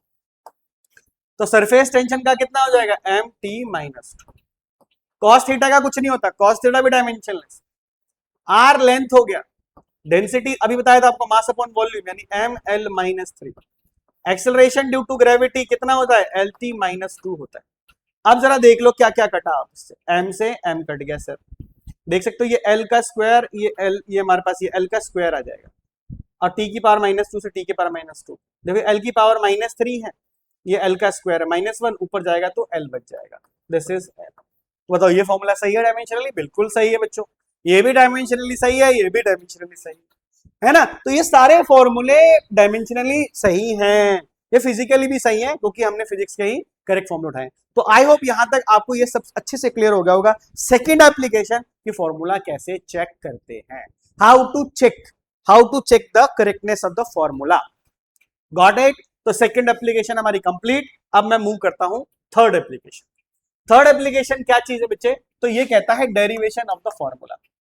ये क्या होता है बच्चों, अगर मैं डेरिवेशन ऑफ फॉर्मूला की बात करता हूं, डेरिवेशन ऑफ फॉर्मूला की बात करता हूं, तो आप अगर आपको पता चल जाए कि कौन कौन सी चीजों पे क्या क्या फैक्टर डिपेंड करता है, तो आप फॉर्मूला निकाल सकते हो, है ना। आप क्या करोगे, जिसका फॉर्मूला निकालना हो, जिसका फॉर्मूला, ठीक है ना। हाँ, अगर मुझे क्या करना हो, फॉर्मूला हैज टू डेराइव, जिसका भी तुम्हें फॉर्मूला निकालना हो, इक्वल कर देना, और जिस जिस पे वो डिपेंड करता है, जो डिपेंडेंस होगा, है ना, डिपेंडेंस, वो उसकी पावर लगा दोगे और उससे हम लोग निकाल लेते हैं फॉर्मूला। इसके जरिए हम क्या कर सकते हैं, कोई भी फॉर्मूला डेराइव कर सकते हैं, फॉर्मूला डेराइव कर सकते हैं। जैसे कि अभी चेक कर रहे थे, अब फॉर्मूला बनाएंगे। अब फॉर्मूला कैसे बनाएंगे वो देख लो जरा। पहला एक सवाल आ जाता है, तो डेरिवेशन ऑफ फॉर्मूला में हमारा जो है, पहला एक फॉर्मूला मैं आपको ड्राइव करके दिखाता हूं, वो कैसा है देख लो। एक हमारे पास क्वांटिटी है, ठीक है ना, फोर्स, एक्सेलरेशन और टाइम है, जिसको हमने फंडामेंटल फिजिकल क्वांटिटी माना है, और डायमेंशन निकालनी है मुझे एनर्जी की और लेंथ की। तो कैसे निकालूंगा, आ जाओ। तो पहले क्या करो, एनर्जी लिख लो भाई, डायरेक्टली प्रोपोर्शनल किस किस के, फोर्स के। ये एक्सेलरेशन है भाई, एक्सेलरेशन के, टाइम के, power X, power Y, power Z, ऐसे मान लो। तो यानी कि अगर मैं एनर्जी लिख दूं, ये प्रोपोर्शनलिटी हटा रहा हूं के, और यहां पर फोर्स की पावर एक्स, एक्सेलरेशन की पावर वाई, और टी की पावर कितनी हो गई, जेड। अब मैं क्या करता हूं, डायमेंशन लिख देता हूं दोनों साइड। इसका कितना हो जाएगा, M L square T minus to.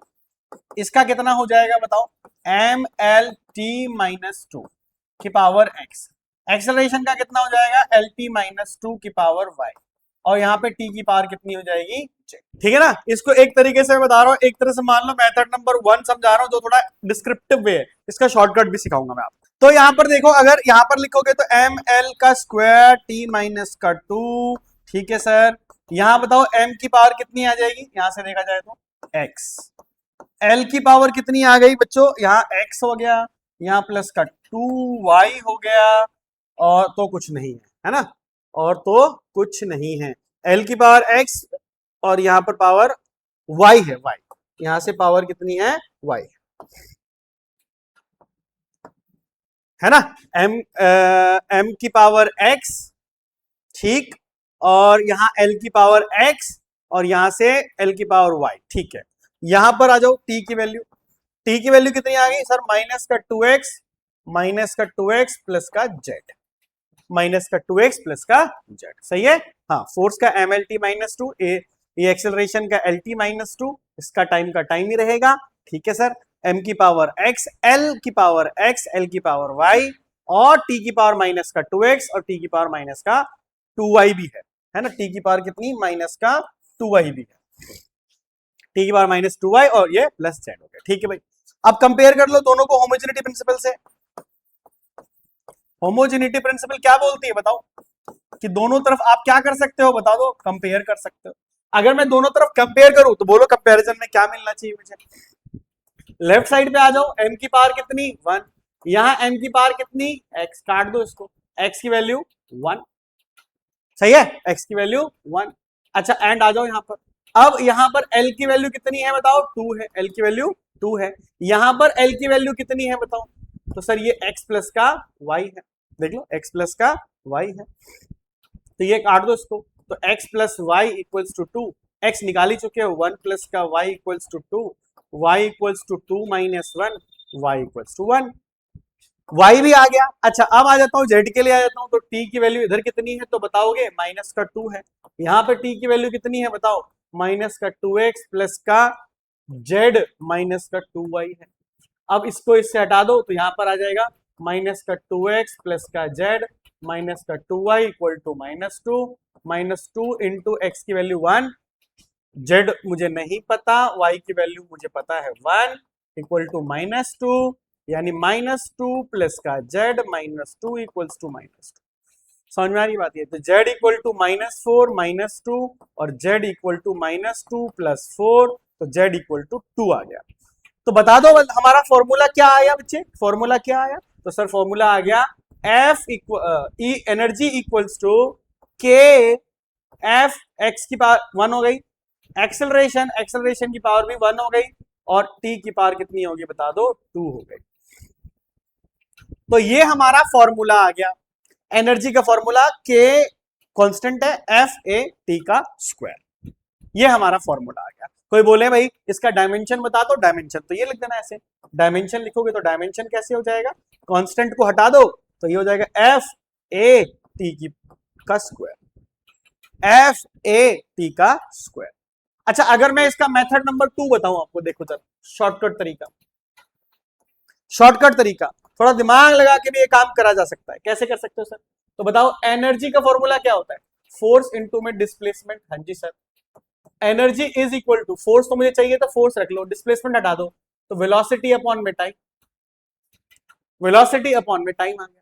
मैं चाहता हूं कि यार वेलोसिटी हट जाए और एक्सेलरेशन आ जाए, क्या आ जाए, एक्सेलरेशन आ जाए, तो तुम मुझे बता सकते हो क्या हो सकता है, तो हमारे पास जो फॉर्मूला होता है एक्सेलरेशन इक्वल टू v बट्टे टी होता है, v बट्टे टी होता है ना, तो मैं v की जगह क्या लिख सकता हूँ a t, a और क्या लिख सकता हूँ यहाँ पर t लिख सकता हूँ v की जगह पे, तो बताओ क्या आना चाहिए, तो f, ठीक है, और ये 1 मिनट जरा बच्चे, 1 मिनट यहां से जो है ना हमारा, 1 मिनट,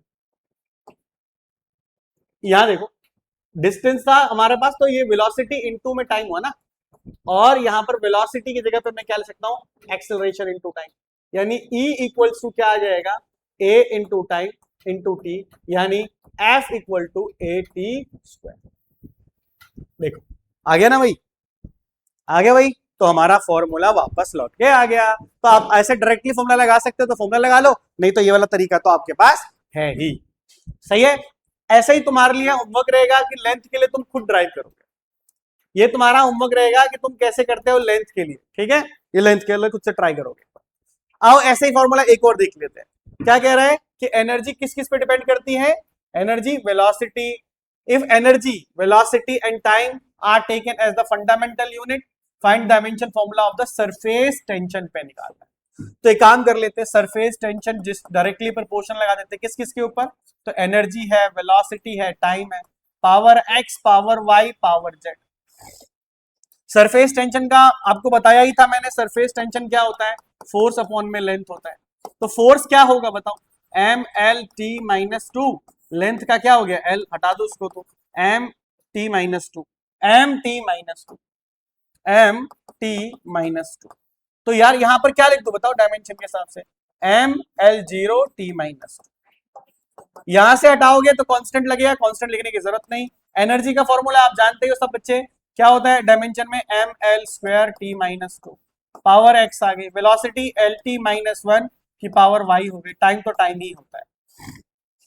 अगर मैं दोनों तरफ कंपेयर करूं तो यार क्या हो जाएगा बताओ, यहाँ पर m की वैल्यू कितनी है 1, यहाँ m की वैल्यू कितनी आ गई x, यहाँ देखा l की वैल्यू कितनी है 0, यहाँ l की वैल्यू कितनी आ गई, तो बच्चों 2x प्लस का y, और यहां देखा जाए तो t की वैल्यू कितनी है -2, और इस तरफ देखा जाए तो t की वैल्यू है -2x प्लस का, आप देख सकते हो यहां पर,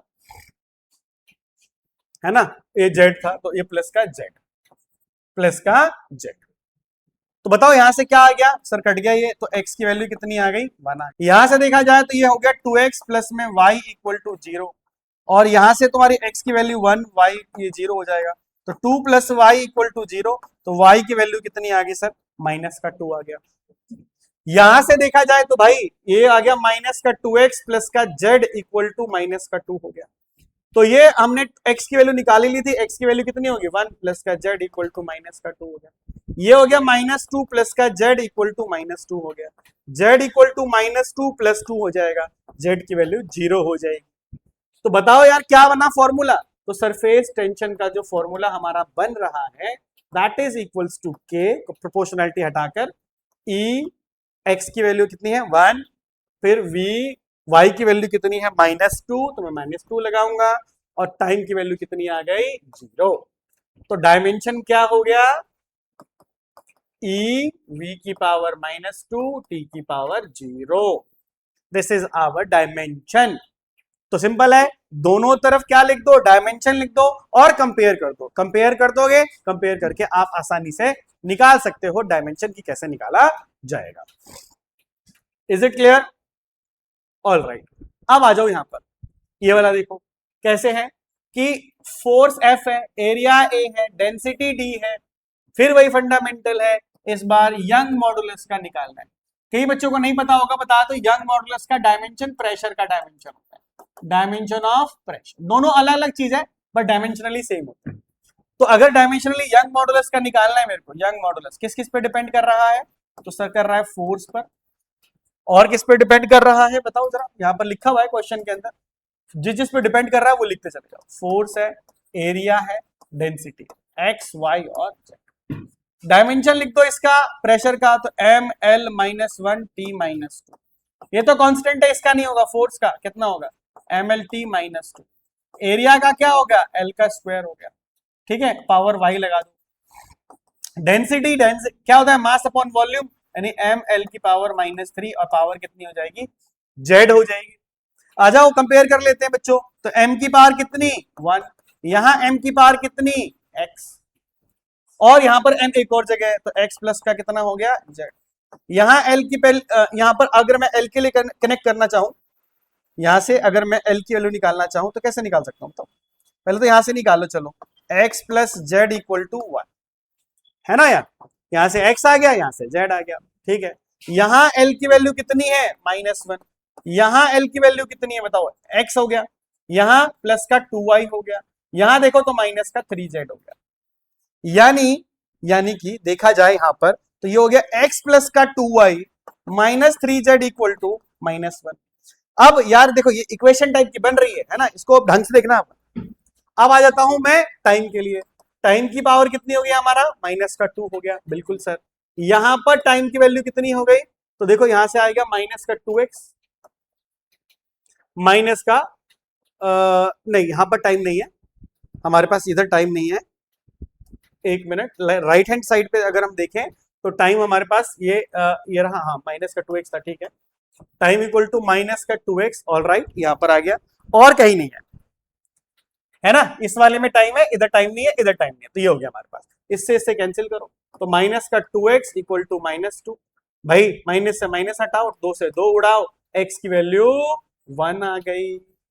x आते ही देखो यहां मजा आ जाएगा, 1 प्लस का z इक्वल टू 1, z की वैल्यू 0 आ गई।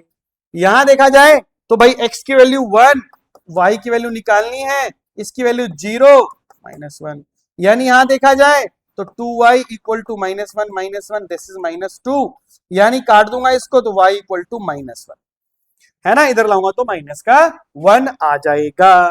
तो बताओ फॉर्मूला क्या आया, पहले तो फॉर्मूला बता दो क्या आएगा डेरिवेशन ऑफ फॉर्मूला के अकॉर्डिंग। तो फॉर्मूला आ गया sir Young modulus equals to k, F x की वैल्यू कितनी है 1, एरिया y की वैल्यू कितनी है बताओ -1, और डेंसिटी की पावर कितनी हो गई 0, क्योंकि उसकी पावर z 0 थी। और डायमेंशन अगर कोई बोले डायमेंशन, तो कुछ नहीं, स्क्वायर ब्रैकेट डाल दो, एफ ए की पावर -1 डी की पावर जी। आ रही है बात समझ में? ऐसे आप अप्रोच कर सकते हो, सिंपली दोनों तरफ फॉर्मूला कंपेयर कर लोगे, फॉर्मूला कंपेयर कर लोगे तो आप आसानी से ये चीजें निकाल सकते हो। इस तरीके से हमने ड्राइव कर लिया। हमने आ जाओ आगे। अब क्या है, डेरिवेशन ऑफ फॉर्मूले के अकॉर्डिंग जैसे हमने कुछ ये सब चीजें करी, ये कुछ ड्राइव करने के लिए भी आ रखी है हमारे, जहां पर स्टेटमेंट लिखी रहती है। क्या कह रहा है, suppose the time period of the simple pendulum, है ना। सिंपल पेंडुलम तुम जानते ही हो, सिंपल पेंडुलम कैसा दिखता है, कुछ ऐसा करके सिंपल पेंडुलम दिखता है हमारा, जिसकी लेंथ एल है, ये ऑसिलेट कर रहा है, इस पॉइंट के अबाउट ऑसिलेट करता रहता है ना। एक्सेलरेशन ड्यू टू ग्रेविटी पे डिपेंड कर रहा है, ये सारी चीजों पे डिपेंड कर रहा है। मास लेंथ है, इसका मास क्या है, एम है। तो किस किस पे डिपेंड कर रहा है, जो जो डिपेंड कर रहा है उसके डायरेक्टली प्रोपोर्शनल मिला दो। एम है, एल है, जी है, एक्स है, वाई है, जेड हो गया। यहां पर लगा दो कांस्टेंट के, M L G X Y Z. बताओ इसका डायमेंशन कितना होगा।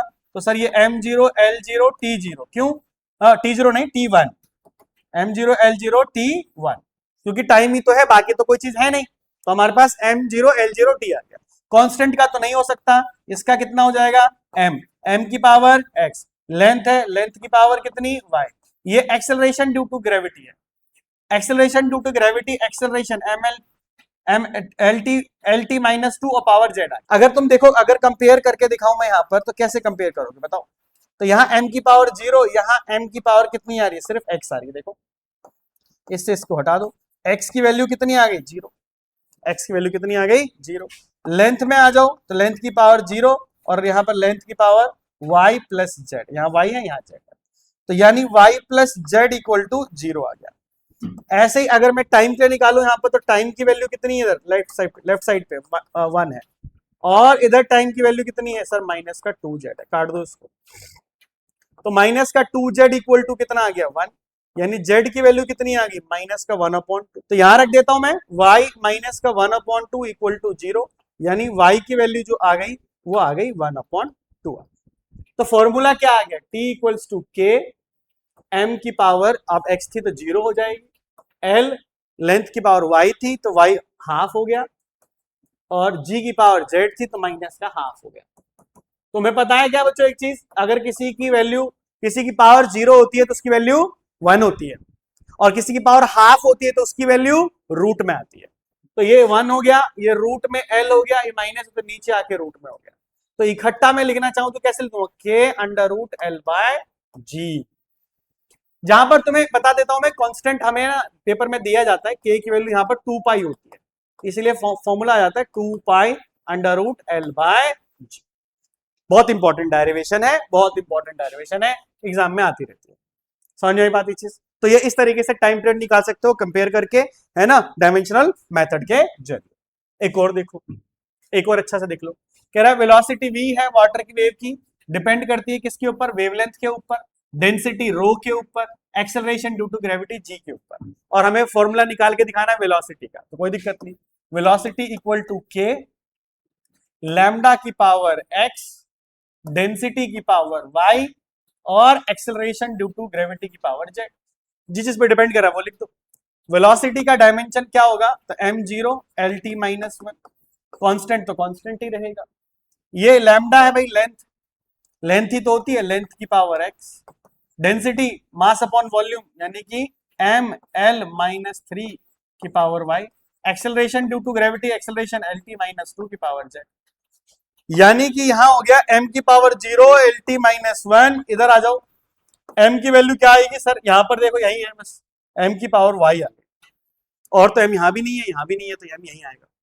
अच्छा l आ जाएगा, l की पावर कितनी आ गई यहाँ पर x, इसमें आएगा तो -3y, और प्लस का z इसमें भी है। और टाइम की वैल्यू अगर देखी जाए तो टाइम की वैल्यू इधर तो -1 है, इधर देखा जाए तो यही है, सिर्फ -2z है, और तो कहीं नहीं है। कंपेयर कर लो भाई, m0 है और कंपेयर कर दो m की पावर y से, इसको उड़ाओ तो y की वैल्यू कितनी आ गई, 0 आ गई। आ जाओ इधर l की वैल्यू कंपेयर करो, l की वैल्यू कितनी यहाँ पर 1, यहाँ l की वैल्यू x माइनस का 3y प्लस का z, सर ये हो गया x माइनस का 3y प्लस का z इक्वल टू 1, है ना, वेरिएबल है भाई। अब यहीं पर वैल्यू क्या कर दो, y की वैल्यू प्लॉट कर दो 0, तो यानी जाएगा x प्लस का z इक्वल टू 1, क्योंकि मैंने y की जगह पे 0 प्लॉट कर दिया। ऐसे ही बताओ टाइम की वैल्यू कितनी आ गई, यहाँ पर -1, राइट साइड पे आ जाओ, टाइम की वैल्यू आ गई आपकी माइनस का 2z।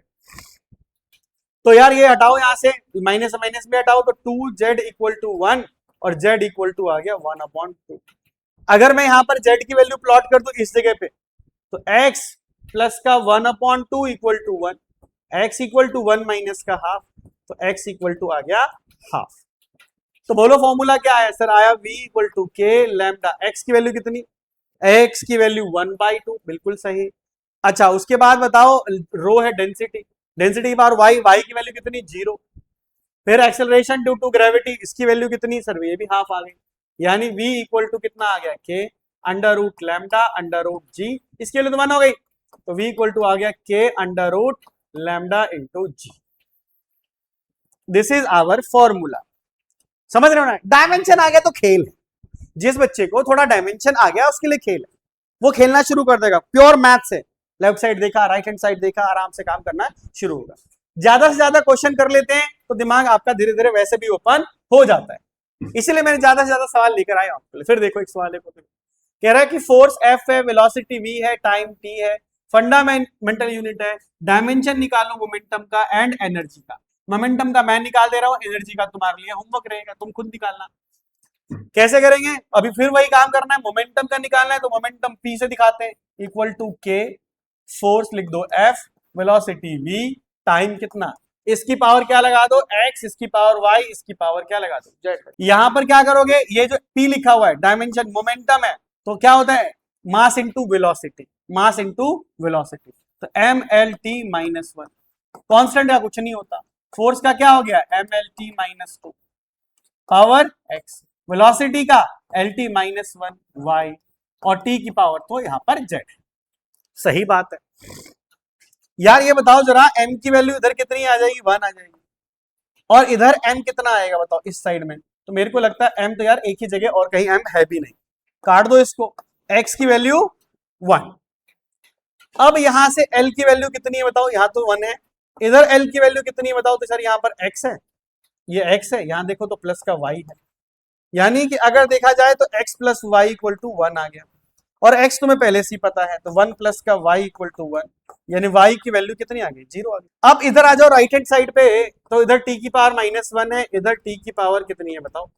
मेरे को तो यहाँ दिख रहा है माइनस का 2x, और यहाँ पे भी है माइनस का y और प्लस का z, यानी माइनस का 2x माइनस का y प्लस का z equal to -1, equal to -1 हो गया। अच्छा x की वैल्यू कितनी है? तो 1 है, y की वैल्यू 0 है, z इक्वल टू -1, यानी -2 plus z equal to -1, z equal to -1 plus का 2, यानी z की वैल्यू 1। अब बताओ फॉर्मूला क्या बना? तो P इक्वल टू k, यहां पर भाई साहब फॉर्मूला आ गया आपका F, x की वैल्यू 1, y की वैल्यू 0, t की वैल्यू 1, तो यानी P इक्वल्स टू कितना आ गया? k f t। डायमेंशन लिखना चाहते हो तो k को मत लिखना, k तो कांस्टेंट रहेगा, f v की पावर 0 t की पावर। समझ में आई बात? ये बिल्कुल सेम वही मेथड है बच्चे, एक भी सवाल आ गया तो उस बात बच्चों का कॉन्फिडेंस आ जाता है। मैं चाहता हूं कि तुम इसका एनर्जी का निकाल के तुम खुद बताओ, ये सेम उसी प्रोसीजर से होना है, उसी से करना है आपको। आगे देखो, अब इतनी सारी करने के बाद हमने तीनों एप्लीकेशन कर लिए, जिसमें कि हमने क्या क्या सीख लिया एप्लीकेशन में बताओ? पहला कन्वर्जन ऑफ यूनिट इसी लेक्चर के अंदर, फिर दूसरा हमने क्या सीख लिया? Checking the correctness of the formula by dimensional method, and third derivation of formula. लेकिन तुम्हें बता देता हूं कि ये इसकी कमियां भी है, लिमिटेशंस भी है, ऐसा नहीं है कि एकदम बढ़िया सा सब कुछ कर सकते हो। तो क्या कह रहा है? No information on dimensionless constant. जैसे मैंने अभी थोड़ी देर पहले मैंने एक इस्तेमाल किया था, क्या चीज? t equals to 2 pi under root L बटे जी का इस्तेमाल किया था, तो k की जगह पे 2 पाई मैंने इस्तेमाल कर लिया। इसके बारे में कोई नॉलेज ये नहीं देता, वो एक्सपेरिमेंट से ही मिलेगा, ऐसा कोई नॉलेज नहीं दे रहा, पता ही नहीं चलेगा आपको क्या लगाना है। कह रहा ना कि this method can not determine the value of the numerical constants like 1/2 pi 2 pi in formula, है ना। एग्जांपल के लिए it can show kinetic energy proportional to mv square. भाई काइनेटिक एनर्जी का फॉर्मूला दिखा देगा आपको, पता है क्या? अगर तुम इसकी काइनेटिक एनर्जी का फॉर्मूला ड्राइव करोगे ना तो डिपेंडेंसी से, तो इसका आंसर आ जाएगा के एम वी स्क्वायर। लेकिन के नहीं बता पाएगा कि के क्या होगा, सिर्फ एम वी स्क्वायर बता पाता है। तो it can not derive the specific factor, this is 1/2। कि काइनेटिक एनर्जी में 1/2 आया कहां से, ये नहीं बता पाता, क्योंकि ये तो सिर्फ डायमेंशन मेथड है, डायमेंशन को डील करता है, न्यूमेरिकल को डील नहीं करता है, पहले ही बता चुका हूं। ये कमी कह रहा है restricted numerical number, restricted number of variables. यार बहुत सारे वेरिएबल नहीं ले सकते आप, तुमने देखा ज्यादा हम 3 वेरिएबल लेके चल रहे हो, बहुत सारे वेरिएबल ले लोगे तो ये बहुत सारी कॉम्प्लिकेटेड इक्वेशन बना के रख देगा। It can not be use derive relationship physical quantity depend upon more than 3 independent factors. 3 के अलावा नहीं, में ज्यादा लोगे नहीं बना पाएगा। This is because we can only 3 independent equation comparing the power, mass, length and time. 3 ही चीज चलती रहती है, या कोई और फंडामेंटल बदल लोगे और के लिए नहीं कर पाता है, बहुत कॉम्प्लिकेटेड इक्वेशन बन जाएगी। Fails with the complex function, जैसे कि कोई फॉर्मूला ऐसा नहीं बना पाएगा जिसमें e की पावर x आ रहा हो, किसी में log आ रहा हो, किसी में sin थीटा cos थीटा यानी ट्रिग्नोमेट्री फंक्शन आ रही हो, ऐसे कोई फॉर्मूले नहीं बता सकता। ट्रिग्नोमेट्री एक्सपोनेंशियल लॉग वॉग के फॉर्मूले नहीं बना सकता, ये फेल हो जाएगा। Inability to handle addition and subtraction, ऐसे फॉर्मूले जैसे s equal to U T plus का half A T square, v square minus u square equal to 2as, जिसमें फॉर्मूले में प्लस हो रहा है माइनस हो रहा है, आप ऐसे फॉर्मूले डराइव नहीं कर सकते इस फॉर्मूले से, सिर्फ मल्टीप्लाई और डिवाइड कर सकते हैं, मल्टीप्लाई डिवाइड के फॉर्मूले कर सकते हैं, और आपने एक्सपीरियंस कर ही लिया है, इतने टाइम से हम जो करते आ रहे हैं। तो कोई प्लस माइनस का डेरिवेशन नहीं आ सकता। इनडिस्टिंग्विशेबल क्वांटिटीज क्या है ये, तो it can not distinguish between different physical quantities that can share the same dimensional formula, for example work and torque। ये मैंने अभी थोड़ी देर पहले बताया भी था आपको, टॉर्क का डायमेंशन भी वही है, वर्क का फॉर्मूला भी वही है, पर they are dimensionally same but they are totally different physical quantities. उनका फिजिकल अपीयरेंस, फिजिकल क्वांटिटी बिल्कुल ही अलग है, न्यूमेरिकल अप्रोच अलग है, सब कुछ अलग अलग, लेकिन डायमेंशनली कैसे आते हैं, सेम। हमें लगा सेम बात हो रही है, तो ये डिस्टिंग्विश नहीं कर पाता कि यार ये किसकी बात हो रही है, दोनों की डायमेंशन सेम है, वो दोनों को सेम बता देगा, लेकिन हम ये नहीं बता पाएंगे कि भाई ये कैसे अलग है। करेक्टनेस वर्सेस वैलिडिटी, आप देखो क्या कहता है कि a dimensionally correct equation is not necessarily physically correct. ये तो मैंने लेक्चर में बता ही दिया था आपको, जरूरी नहीं है कि फॉर्मूला जो डायमेंशनली सही हो वो फिजिकली भी सही हो। जैसे कि तुम्हें पता ही है कि जैसे s equal to U T plus का हाफ ए टी स्क्वायर जो है हमारे पास, हम लोग इसके हिसाब से चलते हैं, तो हम लोग क्या कर सकते हैं, ये dimensionally consistent but numerically wrong because it lacks the 1/2 factor, है ना, 1/2 फैक्टर नहीं आ पाएगा फॉर्मूले के अंदर, तो इसकी वजह से गलत हो जाएगा। समझ में, जैसे मैंने बताया था ना काइनेटिक एनर्जी वाला हाफ बी स्क्वायर की जगह 2/5 भी लिख दोगे तो डायमेंशनली तो सही बताएगा, कांस्टेंट से वो क्या ही मतलब है। आई बात समझ में? तो आई होप आपको ये लेक्चर अच्छा लगा होगा, है ना, आपने इसमें पूरे में डायमेंशन कवर कर लिया, सारी एप्लीकेशन कवर कर ली होगी, ठीक है, बहुत अच्छी बात है, अच्छे से पढ़ाई कर लेना, नोट्स बना लेना, ऑल द बेस्ट।